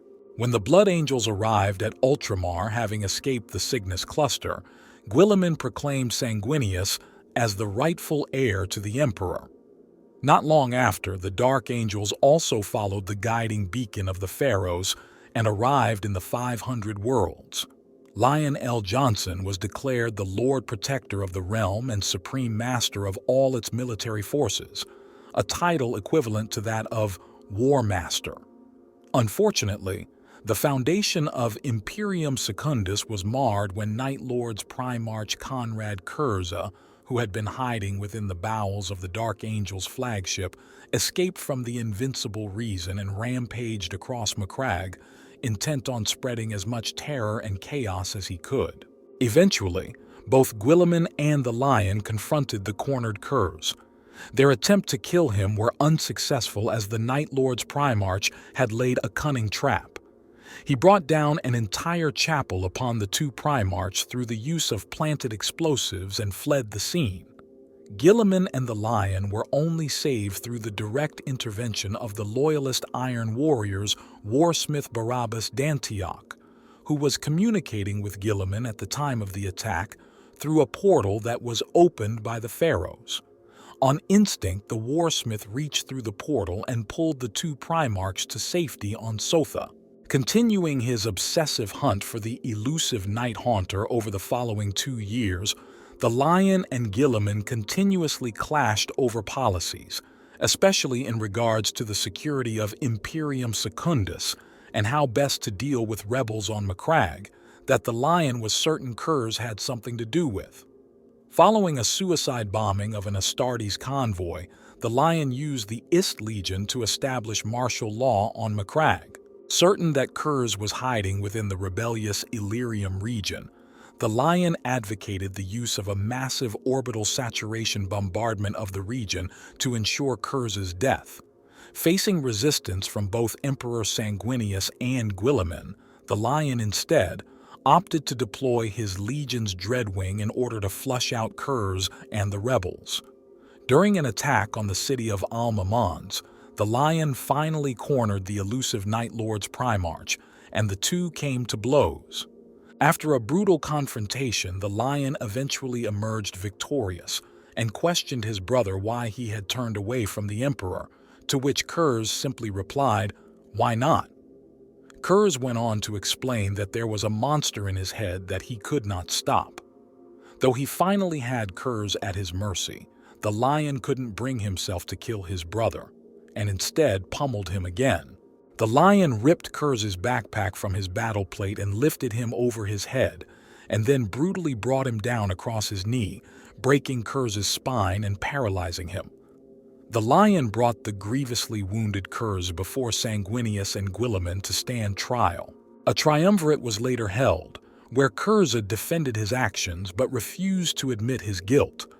Since each of the Primarchs had been created to perform a specific function, Curza was merely acting according to his own nature and therefore had committed no crimes. The Night Lord's Primarch then further divided Guilliman and the Lion by accusing the latter of secretly ordering orbital bombardment in direct violation of Guilliman's orders. Enraged, the Lion sought to kill Curz, but was halted by the words of Sanguinius, and Guilliman snatched L. Johnson's lion sword and broke the blade across his armored thigh. L. Johnson was furious, but Sanguinius dismissed the Lord Protector, ending the triumvirate. The Lion was next banished from the Imperium Secundus. Taking his leave, the Lion and the Dark Angels withdrew from Macragge only hours later.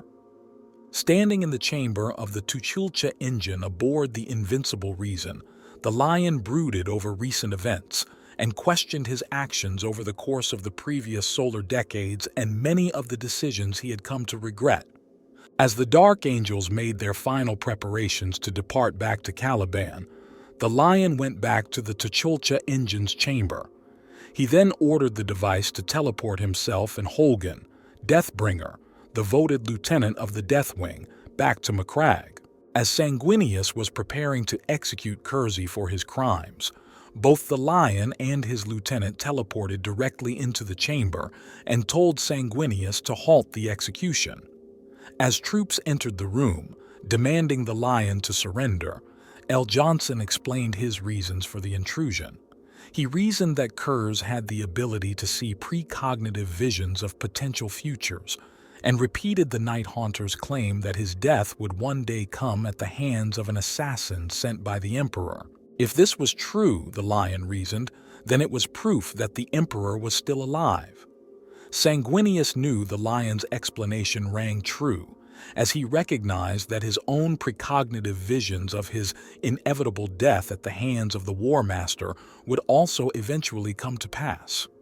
When Guilliman demanded to know what would become of Curz, the Lion knelt before his two brothers and promised that he would be Curz's jailer. If the Great Crusade was mankind's finest hour, then the Horus Heresy was surely its blackest. Brother fought brother, with quarter neither offered nor given.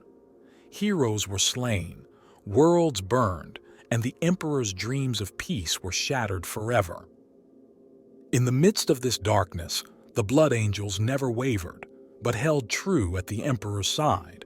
Sanguinius now stepped into the void left by Horus's desertion, assuming command of the Emperor's loyal forces. In doing so, he thrust the Blood Angels into the brutal forefront of the fighting. The rivalry with the World Eaters now escalated into bitter enmity as the two legions found themselves serving different masters, and their confrontations were to be amongst the bloodiest and hardest fought of that bloodiest of wars. It is said that Horus hated and feared Sanguinius more than any of his brothers and wove many strategies to ensnare or slay him, though all failed. For all the might of the Emperor, for every effort of Sanguinius and the remaining loyalist Primarchs, the forces of Horus drove all before them. In too short a time, the Emperor of mankind was assailed within his great imperial palace on Terra. Fortunately for the loyalist forces, the Blood Angels were present for the titanic final battle of the Horus Heresy, the Siege of Terra. The Blood Angels, imperial fists and white scars, defended the imperial palace with zealous fervor. Sanguinius himself led the defense of the outer walls. 3 times the War Master's troops gained footholds on the walls, and 3 times they were driven back by Sanguinius and his Blood Angels. When the wall was broken by attacks from Chaos Titans, Sanguinius organized the retreat to the inner palace. At the Eternity Gate, the entrance to the Emperor's throne room, Sanguinius defied the Chaos Horde long enough to buy time for the Loyalist wounded to be carried inside. As the last were carried in, Sanguinius went to return to the palace. Before the Eternity Gate could shut, Kabanda, Archdemon of Khorne and Lord of all the Bloodthirsters, attacked the Primarch. The Angel and Greater Demon fought in the air over the Imperial Palace, but Sanguinius, weary and taken by surprise, was cast down. Kabanda hovered in the air, laughing gutturally at his opponent's despair. Sanguinius, however, was not dead. Sanguinius regained his senses and took to the air. Flying as swift as a missile, the Primarch seized the demon's ankle and lifted it high into the air. Before the demon could bellow its fury, Sanguinius broke its back over his knee.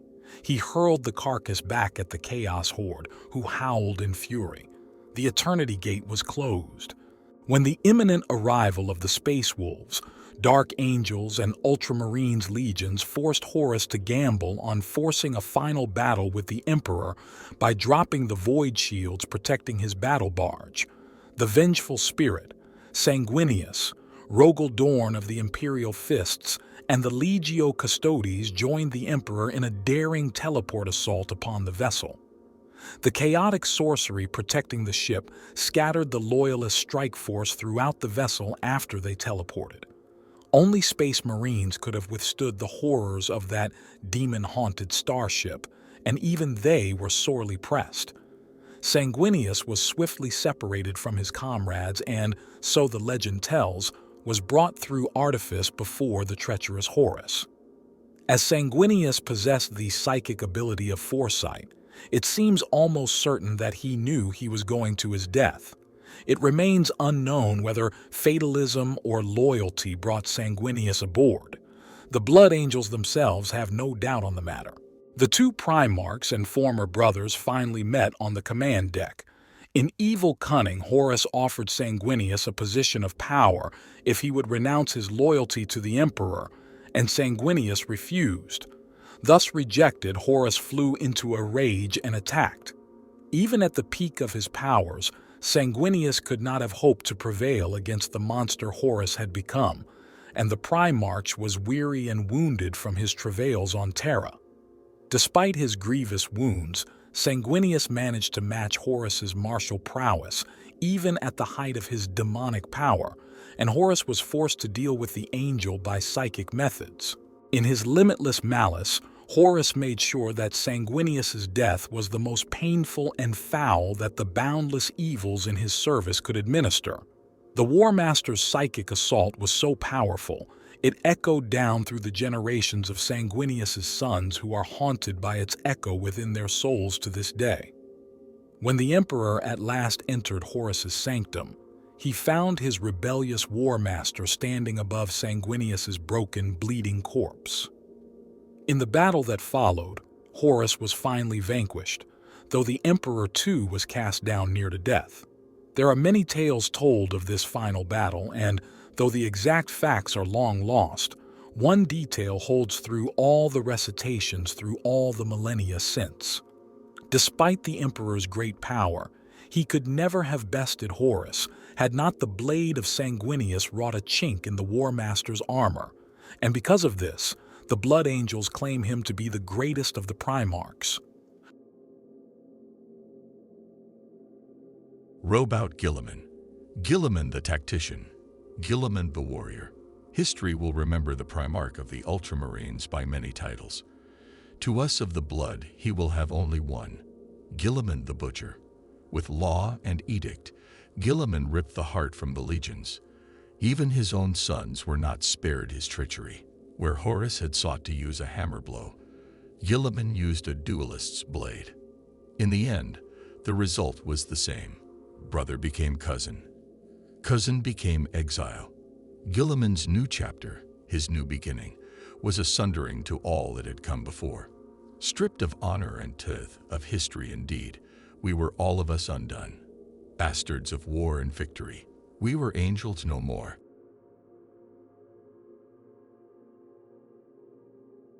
The Imperium was forever changed in the wake of Horus's defeat.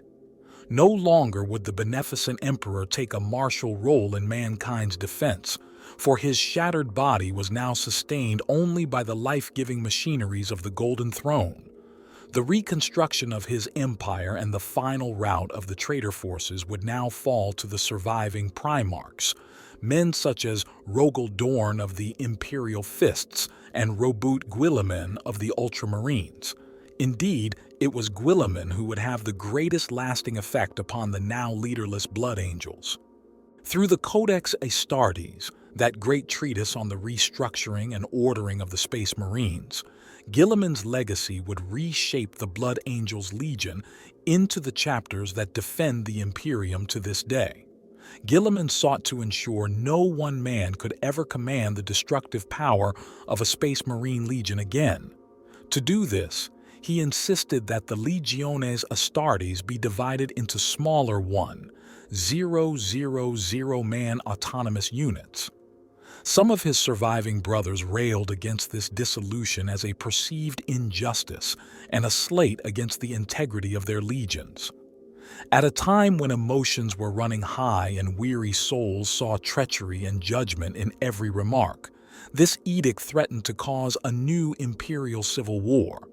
In the end, though, Guilliman could not be denied, and one by one his surviving brothers and the leaderless legions relented.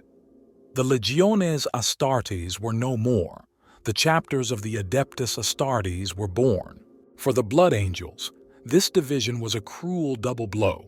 Their Primarch, Sanguinius, was dead, slain at Horus's own hands in the final moments of the heresy, and now, without time to grieve their father nor recoup the terrible casualties suffered in the siege of Terra, this close-knit fraternity was to be sundered. The survivors lacked an obvious leader and, worse still, the first signs of their flaw were beginning to manifest within the ranks of the Legion. It is fair to say that the Blood Angels' encounters with the Scions of Chaos had left the legionaries scarred, and the horror of their master's death was a visceral wound upon their souls. Since fighting against the demons of Khorne and Slansh at Cygnus Prime, a nascent thirst had awoken within the Legion, and the aftershock of Sanguinius's death at the hands of the War Master had cursed their souls with what would come to be known as the Black Rage. Though the heresy was over, for the Blood Angels, their greatest trial was just beginning. From the midst of this sorrow and tragedy arose the chapters of this new birth, referred to as the Second Founding. While each legion worked out for itself how to divide, and some legions experienced a more harrowing road than even the Blood Angels, the sons of Sanguinius were at last united by the sole survivor of the Sanguinary Guard, Azkaelon. Accounts from this time differ greatly, but all concur that at Azkaelon's council the survivors of the Legion formed a small number of chapters, commanded by the champions of the Blood Angels. Each took on the traditions and rites of their legion as the basis for their new brotherhood and adopted a fitting name. Thus began a time of rebuilding for the sons of Sanguinius, who separated to establish themselves as autonomous organizations. Notably, even in this time of disarray, the vengeful chapter master Nasir Amit, known by his peers as the Flesh Terror, led his eponymous chapter on a blood-soaked crusade to seek out and annihilate any vestige of the traitor legions. Their actions, even in the early years of the Flesh Terror's existence, laid the foundations upon which they would be known and judged ever after. In the thousands of Terran years that have followed, there have been several subsequent foundings of Space Marine chapters, and through these the number of chapters raised from the gene stock of the Blood Angels has also risen. Each newly forged chapter helps to cement the legacy of their Primarch Sanguinius, ensuring it lives on as long as they fight. But as time has passed, it is clear that, though all of these chapters started their life from the same legion, they have all diverged from their founding legion to some greater or lesser degree. Some, such as the Angels on Carmine, have established a reputation beyond reproach and a legacy of heroism every bit as honorable as their founding legion. Others, however, are barely recognizable. Indeed, the Carmine Blades are a chapter who passed, perhaps accidentally, as descendants of the Ultramarines Legion for a considerable time, until a chance meeting with Astarath the Grim in the late 41st millennium revealed the truth behind their origins. The Carmine Blades had at last an answer for the strange symptoms that they had worked so hard to conceal from those around them. They now had a name for the red thirst and black rage that they had hitherto been unable to explain. It is well known that the sons of Sanguinius keep a firmly united council, convening on matters of grave import from time to time. In such conclaves, it is typical that all present defer to the chapter master of the Blood Angels, although over the course of 10,000 standard years there have been occasions when the voice of another is considered senior. One such case was when the newly appointed Lord Commander Kal-El succumbed to the Black Rage in the 35th Millennium, and his brothers from the Angels Sanguine and Angels Vermilion jointly took up the mantle of seniority for a time, overseeing the reaction of the sons of Sanguinius to WAG, Vangrod, the Chaos Incursion of Silas Gorehand, and the latter phase of the Nova Terra Interregnum. This spirit of cooperation has led the sons of Sanguinius to stand together time and again, uniting in common cause against terrible enemies. A great example of this is the fighting on the Archaeotech world of Hell's Hollow in the 37th Millennium, where the Angels in Carmine, Blood Drinkers, and Blood Angels joined forces to crush a vast chaos cultist uprising and the subsequent demonic invasion. Likewise, in the 40th Millennium, a Knights of Blood and Flesh Terror strike force routed a massive Eldari army from the maiden world of Kal-Ayath. This cooperative attitude does not just extend to brother chapters of the Blood Angels either, and many times the successors have found themselves fighting beside other Imperial armies, such as during the Third War for Armageddon, where the Flesh Terrors and Blood Angels bolstered the defenses against innumerable orcs, or when the Blood Drinkers rescued the Cadian 35th Regiment on Helios Alpha. As the orc Wah Gazgul ravaged the Imperial hive world of Armageddon, the Blood Angels, as well as their brothers from the Ultramarines and the Salamanders chapters, arrived on Armageddon to lend the beleaguered planet's defenders aid during the Second War for Armageddon. Such was Lord Commander Dante's reputation that Tushan and Marneus Calgar, the chapter masters of the other two chapters, ceded overall command of the entire Space Marine strike force on Armageddon to him. The Blood Angels bore the brunt of the close-quarter fighting, which eventually culminated in a mass drop-pod assault into the heart of the warlord Gazkul Mag Uruk Thraka's orc forces that finally broke the back of the massive greenskin army. The future Blood Angel Raphin was born on the world of Baal Secundus, the son of a tribal chieftain and the brother of Archeo. The two brothers were both aspirants in the Blood Angels chapter's blood trials to see if they would become Space Marine neophytes. After being challenged to a seemingly simple task by the Blood Angels Sergeant Chorus, Raphin failed and despairingly proceeded to march into the desert, expecting to die for his loss in the blood trials. However, the Thunderhawk that bore Sergeant Chorus, Raphin's brother Archeo, and the other successful aspirants for recruitment by the chapter was caught in a massive storm during its ascent and crashed near Raphin's position. Rushing to their assistance, Raphin helped Chorus defend against the dangerous native wildlife of Baal Secundus that was drawn to the crash site. Having saved the Space Marine and his new recruits, Sergeant Chorus noted that due to losses among the aspirants from the crash, there was a spot amongst the Blood Angels candidates for Raphin after all. After becoming a Space Marine, Raphin quickly earned the rank of sergeant and commanded his own squad among the Blood Angels. He played a prominent role in the most recent events to affect the Blood Angels, including the Primarch Sanguinius' supposed rebirth in the form of Raphin's brother Archeo as part of a plot on the part of the traitorous inquisitor of the Ordo Hereticus Ramius Stela, who had become a devotee of Tzeentch to destroy the Blood Angels from within. Archeo had actually been deliberately mutated by the power of the Lord of Change, as instigated by his servant Stele in an attempt to transform the Blood Angels into servants of chaos. Raphin was ultimately forced to kill his brother during the battle on the Shrine World of Sabian between the two factions, though his actions saved the Blood Angels from chaos corruption. Raphin also proved instrumental in defending against the assault on the Blood Angels' fortress monastery on Baal by Fabius Bile, the Chaos Space Marine apothecary who was a renegade even from his own Emperor's Children traitor Legion in his obsessive quest to genetically engineer the perfect warrior.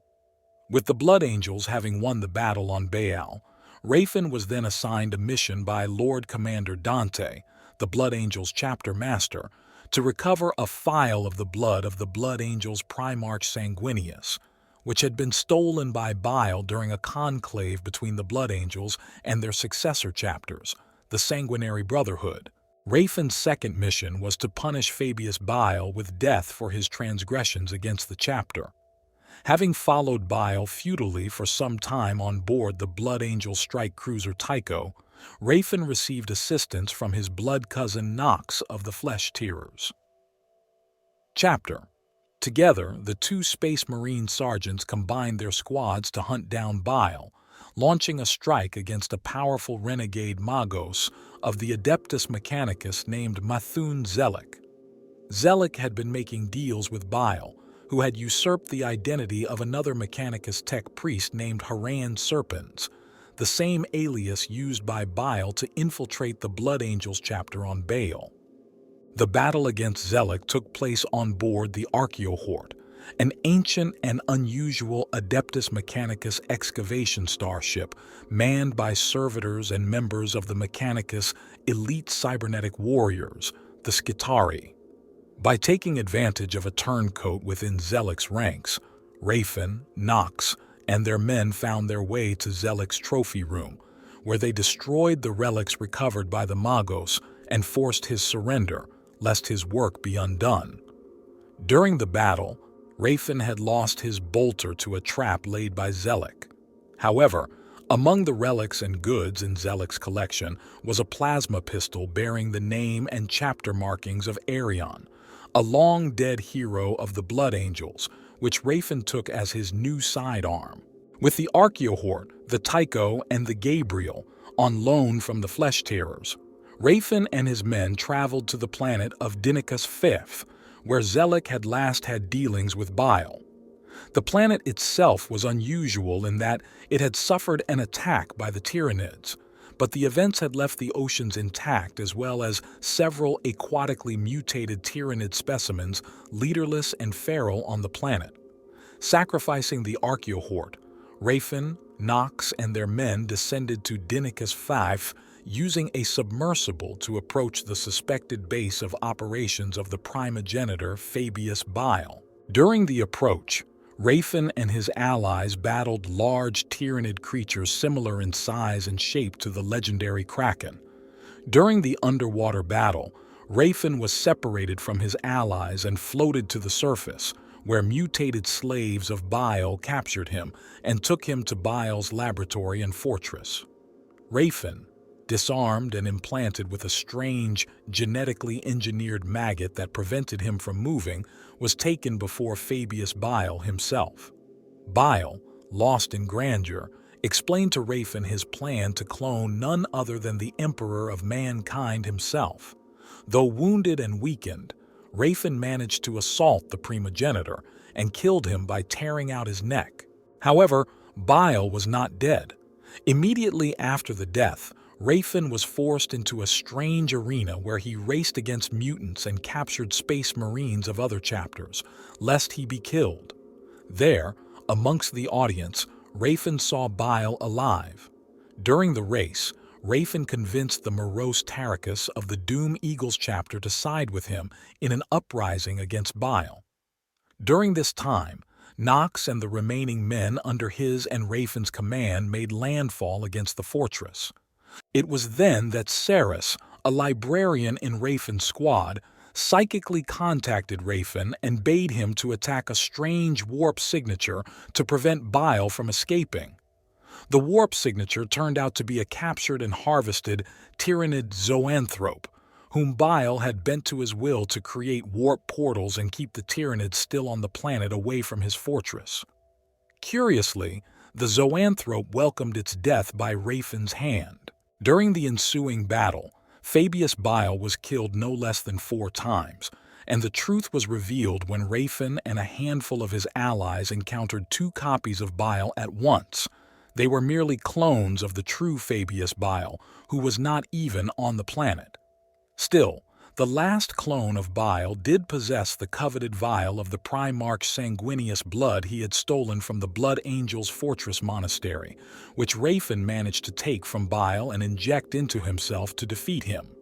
By exploiting Bile's last-ditch escape attempt, Raphin and his men and Bile's Space Marine slaves managed to teleport away from Decinus V, while the feral Tyranids ravaged the fortress. Despite the bulk of the chapter being deployed at the time of the Third War for Armageddon, 998 M41, against the threat of the Tyranid Hive Fleet Leviathan in the galaxy's eastern fringes, Commander Dante still deployed the Blood Angels' Third Company, led by Captain Erasmus Tycho, to Armageddon when the Hive world fell under war boss Ghazghkull's baleful attack. Ghazghkull led the greatest orc, Wag, in the history of the Imperium to assault the strategically located Hive world once more. During the ensuing conflict, Captain Tycho succumbed to the Black Rage, finally meeting a valiant end as part of the Blood Angels' Death Company upon the walls of Hive Tempestora. Brother Captain Machiavi succeeded him in command of the Third Company. In 998, M41, a tendril of the Tyranid Hive Fleet Leviathan, was on a direct course to attack the Blood Angels' homeworld, Baal. News reached Baal that the Krypton Shield, the shield worlds of the Kryptis system, intended to hold back the might of the Great Devourer, had collapsed. Exacerbating this already terrible threat was a massive demon army, led by the dread bloodthirster Greater Demon of Khorne Kabanda, which had already struck at Ammoni, the outermost planet of the Baal system. Facing a possible war on 2 fronts, Lord Commander Dante sent out a call for all the Space Marine chapters in the Imperium, who were successor chapters of the Blood Angels, the so-called Sanguinary Brotherhood, to send forces to aid their ancestral legion. The Flesh-Tearers were the first to do so, deploying their entire chapter for the war to defend Baal. Ultimately, all the Blood Angels' successor chapters save for the Lamenters answered Lord Commander Dante's call, including the Knights of Blood, who had been declared excommunicate traitores by the High Lords of Terra centuries before, but believed themselves to still be loyal to the Emperor and their progenitors. Together with these allies, the Blood Angels prepared to meet the greatest threat they had known since the Horus Heresy. As the time of ending loomed large over the galaxy, and the shield worlds of Kryptis teetered on the edge of collapse, the sons of Sanguinius had greater cause than ever to stand together. For the sons of Baal are never stronger than when destiny demands great deeds of them, and whether they stand and fight in the gates of the Imperial Palace on Terra or the vitrified sands of some alien world, they will not be found wanting. Thus, the Blood Angels hurled themselves into the Imperium's greatest and most terrible wars, fighting with a dynamism and determination that leaves even their brother Space Marines in awe. Of late, they have found themselves stretched thinner than ever, fighting simultaneously in the Third War for Armageddon, in actions around the Eye of Terror, and against the onrushing horror of Hive Fleet Leviathan. It was on the shield worlds of Kryptis that Commander Dante and many of his finest battle brothers faced the horrors of the Cryptoid Tendril. This splinter fleet of Hive Fleet Leviathan was headed straight for the Blood Angels' homeworld of Baal, and its advance had to be stopped. The Blood Angels prevailed against their Xenos foes, yet Baal was still at risk.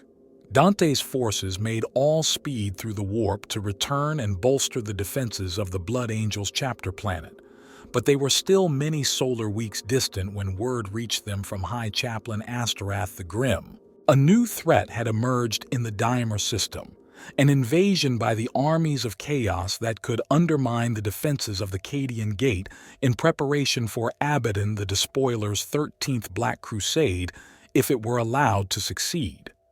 Already the High Chaplain was en route at the head of the Blood Angels' 5th Company, but greater strength would be required to defeat the traitorous foe. With a heavy heart, Commander Dante diverted much of his own force, knowing that every warrior sent away was another who could not defend Baal. Yet they were the Blood Angels. They could do no less. Dante pressed on towards Baal with little more than an honor guard at his side, while the rest of his warriors turned their voidcraft and made for the Diamor system. The tides of the warp proved fickle. The warships of the Blood Angels' 1st and 2nd Companies made up considerable time on Astorath and his 5th Company warriors, and translated into the Diamor system within only solar minutes of their brothers. It was almost as though some other agency wished to see them burst simultaneously into real space. The momentary delay proved crucial, for it was all that stood between 1st Captain Carlin's forces and sudden damnation. As the 1st Captain established contact with the 5th Company's vessels, Death Company Chaplain Daimor informed him of their plight. As the Blood Angels' vessels translated in-system, they were suddenly enveloped by a severe psychic attack. It was warp sorcery of some kind that engulfed the Blood Angels' void ships like a storm, but worse were its effects upon the minds of all on board. The storm inflicted visions of the sort every Blood Angel had hoped never to see. The malefic sorcery struck at the chapter's genetic curse. It unleashed the Black Rage. Though exact numbers remained uncertain, it appeared almost the entirety of the 5th Company had been affected. There was a moment's pause as Carlin digested this terrible news. The Black Rage. All Blood Angels dreaded its touch, but to have it forced upon them by some artifice of the foe... it was a violation of the highest order. Astorath and Death Company. Chaplain Daimor, the other chaplains on board and their librarians, all those with psyker training or psychic defenses had survived. The rest had fallen to the curse. The Helas who made up the warship's crews had cloistered themselves in terror, with some having been slain by the affected battle brothers. It was sheer bedlam aboard the vessels of the 5th Company. 1st Captain Carlian immediately dispatched the chaplains of both the 1st and 2nd Companies, as well as the Sanguinary Guard, to aid the beleaguered survivors and bring their fallen under control in an attempt to restore their ships to order. After they brought their fallen brethren under control and determined the wider strategic situation in the system, the Blood Angels wasted no time in launching their attack. They could not do so quickly enough, for already it seemed as though the enemy's plans were well advanced. Crimson Slaughter war bands were present at all the primary Mechanicus hubs. Enemy forces were heavily investing the north and south hemispheres of the world of Amethal as expected, concentrated around multiple dig sites. At Hub Beta Secundus, the Death Company dropped in 2 waves. Chaplain Daimor and his brothers came down well within the Mechanicus complex, landing between the advance elements of the Crimson Slaughter and their prize. The Crimson Slaughter had struck at the 5 major concentrations of Mechanicus forces on the planet.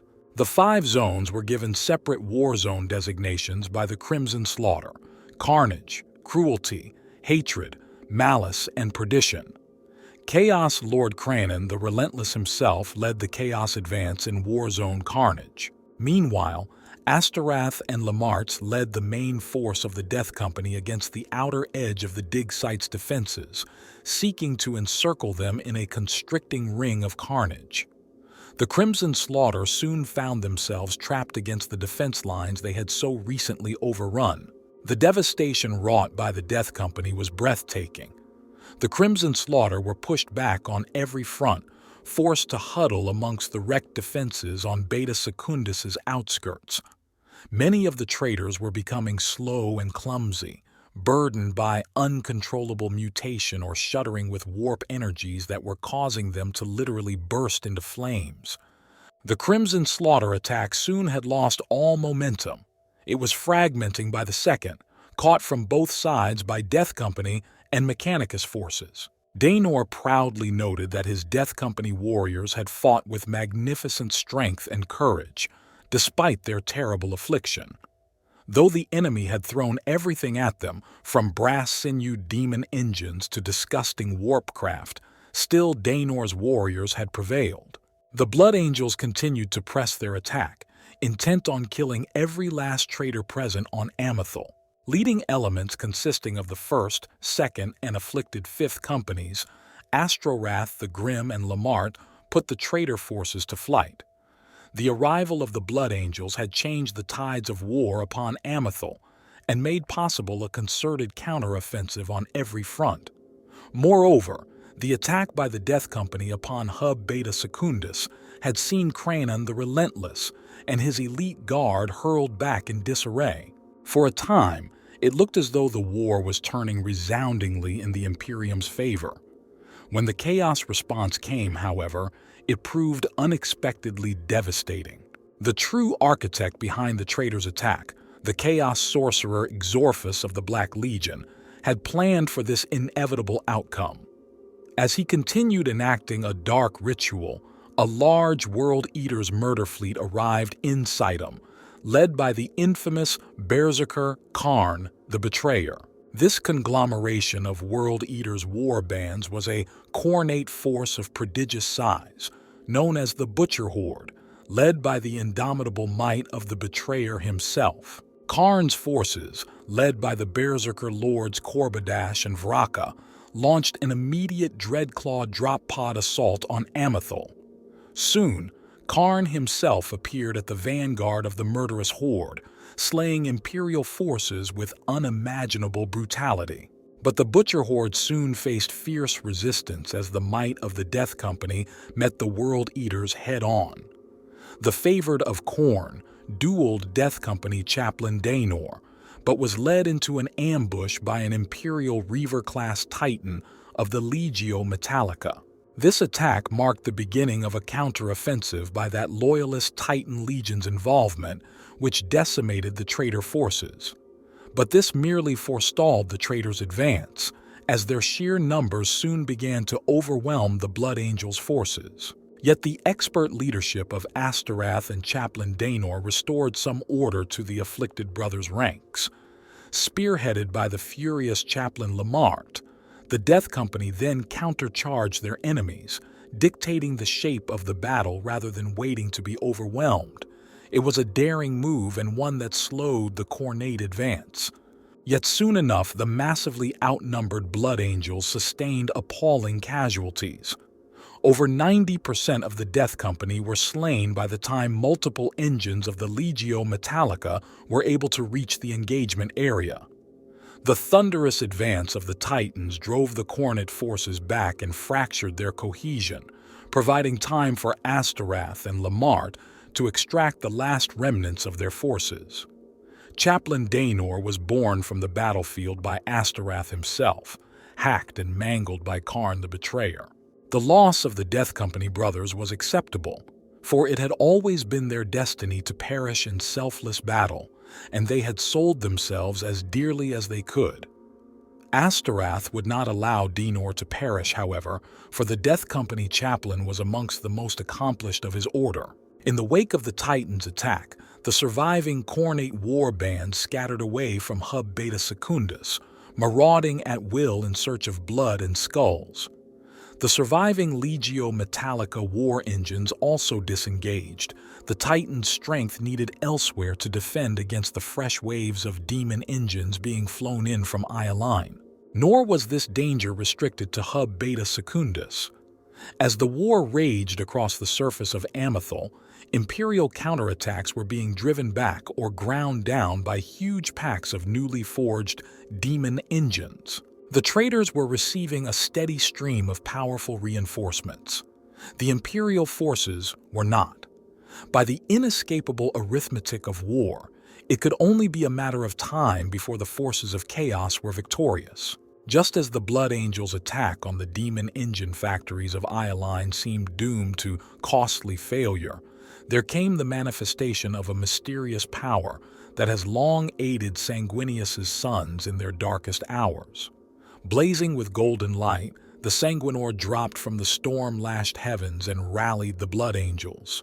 With the help of their avenging angel, the Blood Angels successfully destroyed the Hex Infernium, denying the traitors any further reinforcements of demon engines. As the Crimson Slaughter continued to bleed against the might of the valiant Blood Angels, the Chaos Sorcerer Exorphus rejoiced as his machinations finally came to fruition. The Chaos Lord planned to use the slaughter and carnage on Amethal to help power the Chaos artifact known as the Banshee Stone to create a vast warp rift that would drown the Diamor system in a veritable tidal wave of demons. The resulting destruction wreaked by the Neverborn would extend Abaddon the Despoiler's crimson path from Cadia to Diamor, and hopefully, one day, Terra itself. In the wake of the Archangel's destruction of Ioline, the war for the Diamor system entered its finale.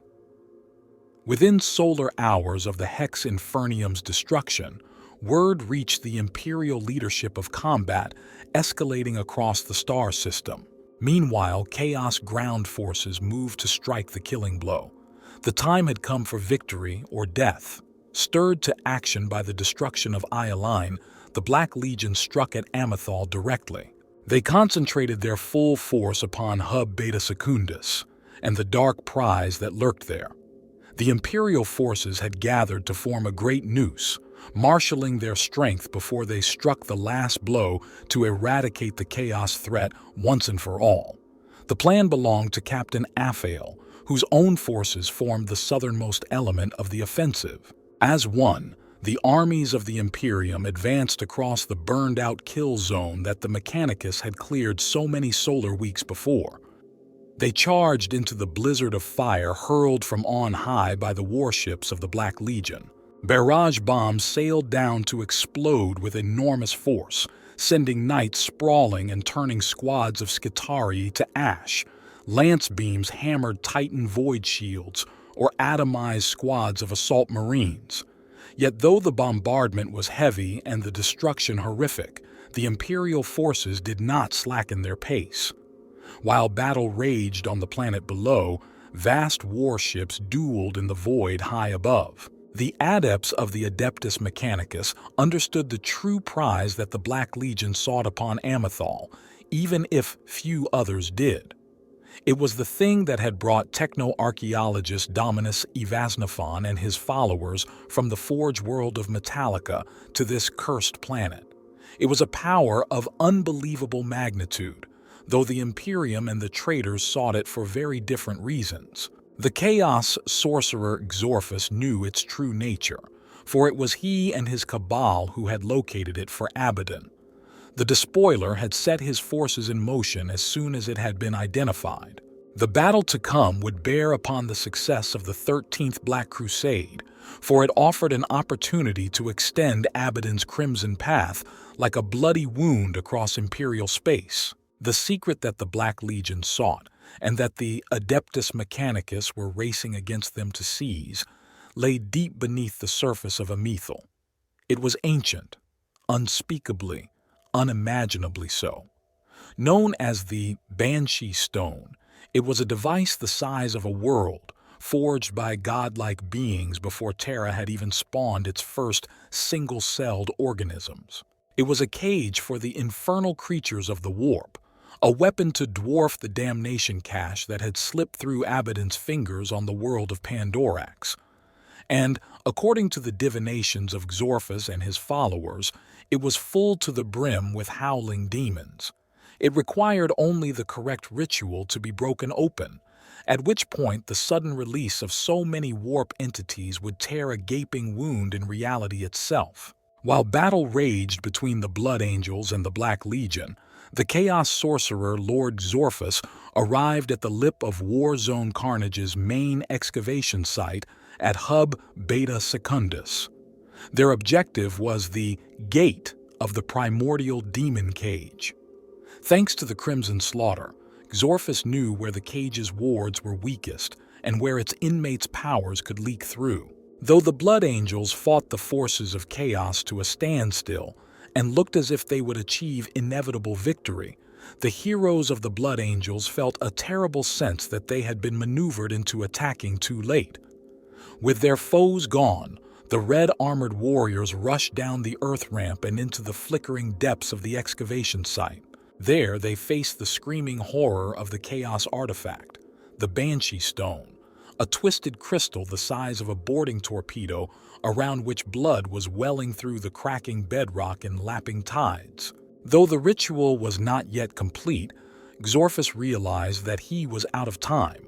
This would not be another Pandarax, however. The Banshee Stone had reached a terrible pitch of disharmony, and massive damage had been wrought upon the wards that held the demon cage closed. It might not rupture immediately, but it would not last long. With a booming psychic command, the sorcerer ordered the retreat. Abandoning the Banshee Stone to run on for as long as it could, Xorphus and his cabal stormed up the ramp that led out of the pit. Accompanied by black-armored Terminators, the sorcerer and his acolytes unleashed the full fury of their psychic might to drive back the Blood Angels who rushed to meet them. With breathing space secured and a clear teleport lock established, the Black Legion warriors were whisked away in a blaze of warp light, leaving its foes raging in its wake. On the planet's surface, the slaughter continued for many solar hours before the last of the traitor forces were destroyed. Only by the combined efforts of librarian Asmasael and his psychically attuned brothers was the Banshee Stone's hideous lament silenced. By that time, the traitor fleet had scattered, making for predetermined retreat coordinates. The Blood Angels then extracted their forces from Amethal's surface. In the solar hours that followed, a roiling blast wave swept across the planet's surface, obliterating all trace of chaos industry on the planet and leaving nothing but blackened, glowing ash in its wake. It took 7 solar days before the fury of the global firestorms burned down to fume and smoke, by which time the planet was little more than a ravaged shell. The destruction was unimaginable, but the Blood Angels had their victory and had dealt Xorphus's forces a dire blow. Of the Sanguinor, there was no sign. Carlane himself had seen him escape the destruction of Eileen, a streak of gold soaring away into the heavens. When the hour was once again dark enough, he would return to aid his brothers. The Imperium believed that they had won a great victory on Amethal, that they had foiled the Despoiler's plans once again. But librarian Asmasael realized that the enemy had done more damage to the Banshee Stone than the Blood Angels had first realized. Perhaps defeat on Amethal had not been avoided, but merely delayed. Unknown to the Imperial forces already, the cracks in the crystal that served as a demonic cage had spread beyond repair, even had anyone living known how to fix them. The energies of the Banshee Stone were no longer needed. It was just a matter of time before Xorphus and his followers completed their diabolical task. The bars of the demon cage would break, and it was already beginning. As they gathered their forces to depart the system and return to Baal, the Blood Angels left behind librarian Asmasael and a squad of 10th Company scouts. They would remain on Amethal, attempting to gauge the true extent of the damage done, and standing watch in case the prison of the Banshee Stone should ever threaten to break asunder. After sacrificing the shield worlds of the Cryptus system to fend off the Xenos' earliest advance on the Baal system, the planet of Baal itself came under intense attack by Hive Fleet Leviathan. The Tyranid Hive Fleet was of such mass, even after its considerable losses, that it blotted the stars from the skies. Lord Commander Dante bolstered the formidable defenses of the Blood Angels' homeworld and its moons like never before. Not one to await attack, he also sent forth scores of preemptive strike forces to delay, mislead, and whittle down the living armada. Hundreds of splinter fleets were thus defeated. Dante's call, beseeching the Blood Angels' successors to send immediate aid to their parent chapter, did not go unheeded. The Flesh-Tearers were the first to arrive, and ultimately, all the successor chapters save the Lamenters answered the call. Even the Knights of Blood, who had been declared excommunicate traitores by the High Lords of Terra, arrived to bolster the defenses. It was still not enough. Learning at an exponential rate, Hive Fleet Leviathan could not be thwarted by the same strategy twice. Advancing steadily, their superior numbers cleared the entire surrounding sector of life before the Xenos made planetfall upon Baal and her twin moons. The first 19 waves, each larger than the last, were driven off at great loss to the Blood Angels and their successor allies among the Sanguinary Brotherhood. 5 chapter masters fell in that bitter fighting, 3 in the battle at the Dome of Angels alone. The Tyranids began the process of absorbing all biomass from Baal and its moons, absorbing even the radiation-poisoned deserts of Baal Secundus. With their defenses in ruin and Baal's moon stripped and broken, the remaining Space Marines retreated back to the rubble of the Blood Angels' sprawling fortress monastery. There, they prepared for a last stand as the next wave swept downwards. Doom, it seemed, had at last come to the sons of Sanguinius. It was then that the great rift cracked open the galaxy in the wake of the fall of Cadia to the 13th Black Crusade, and the withered Baal system was blasted by the etheric storms. Although no further attack waves came from the Leviathan Hive Fleet, not a single Imperial defender remained alive upon the last moon, Baal Prime. On Baal itself, there were already enough Tyranids there to destroy the Imperial troops many times over. Even with no chance of victory, Commander Dante led his troops, each fighting retreats seemingly more hopeless than the last. As the final perimeter was broken, the stars reappeared. Looking skywards, the Tyranids on the surface of Baal sought contact with their Hive fleet, but it was gone, replaced by a newly arrived Imperial fleet. Like an angel of vengeance came Roboute Guilliman and his Indomitus crusade. After many more battles, Baal was finally cleared of the Xenos threat.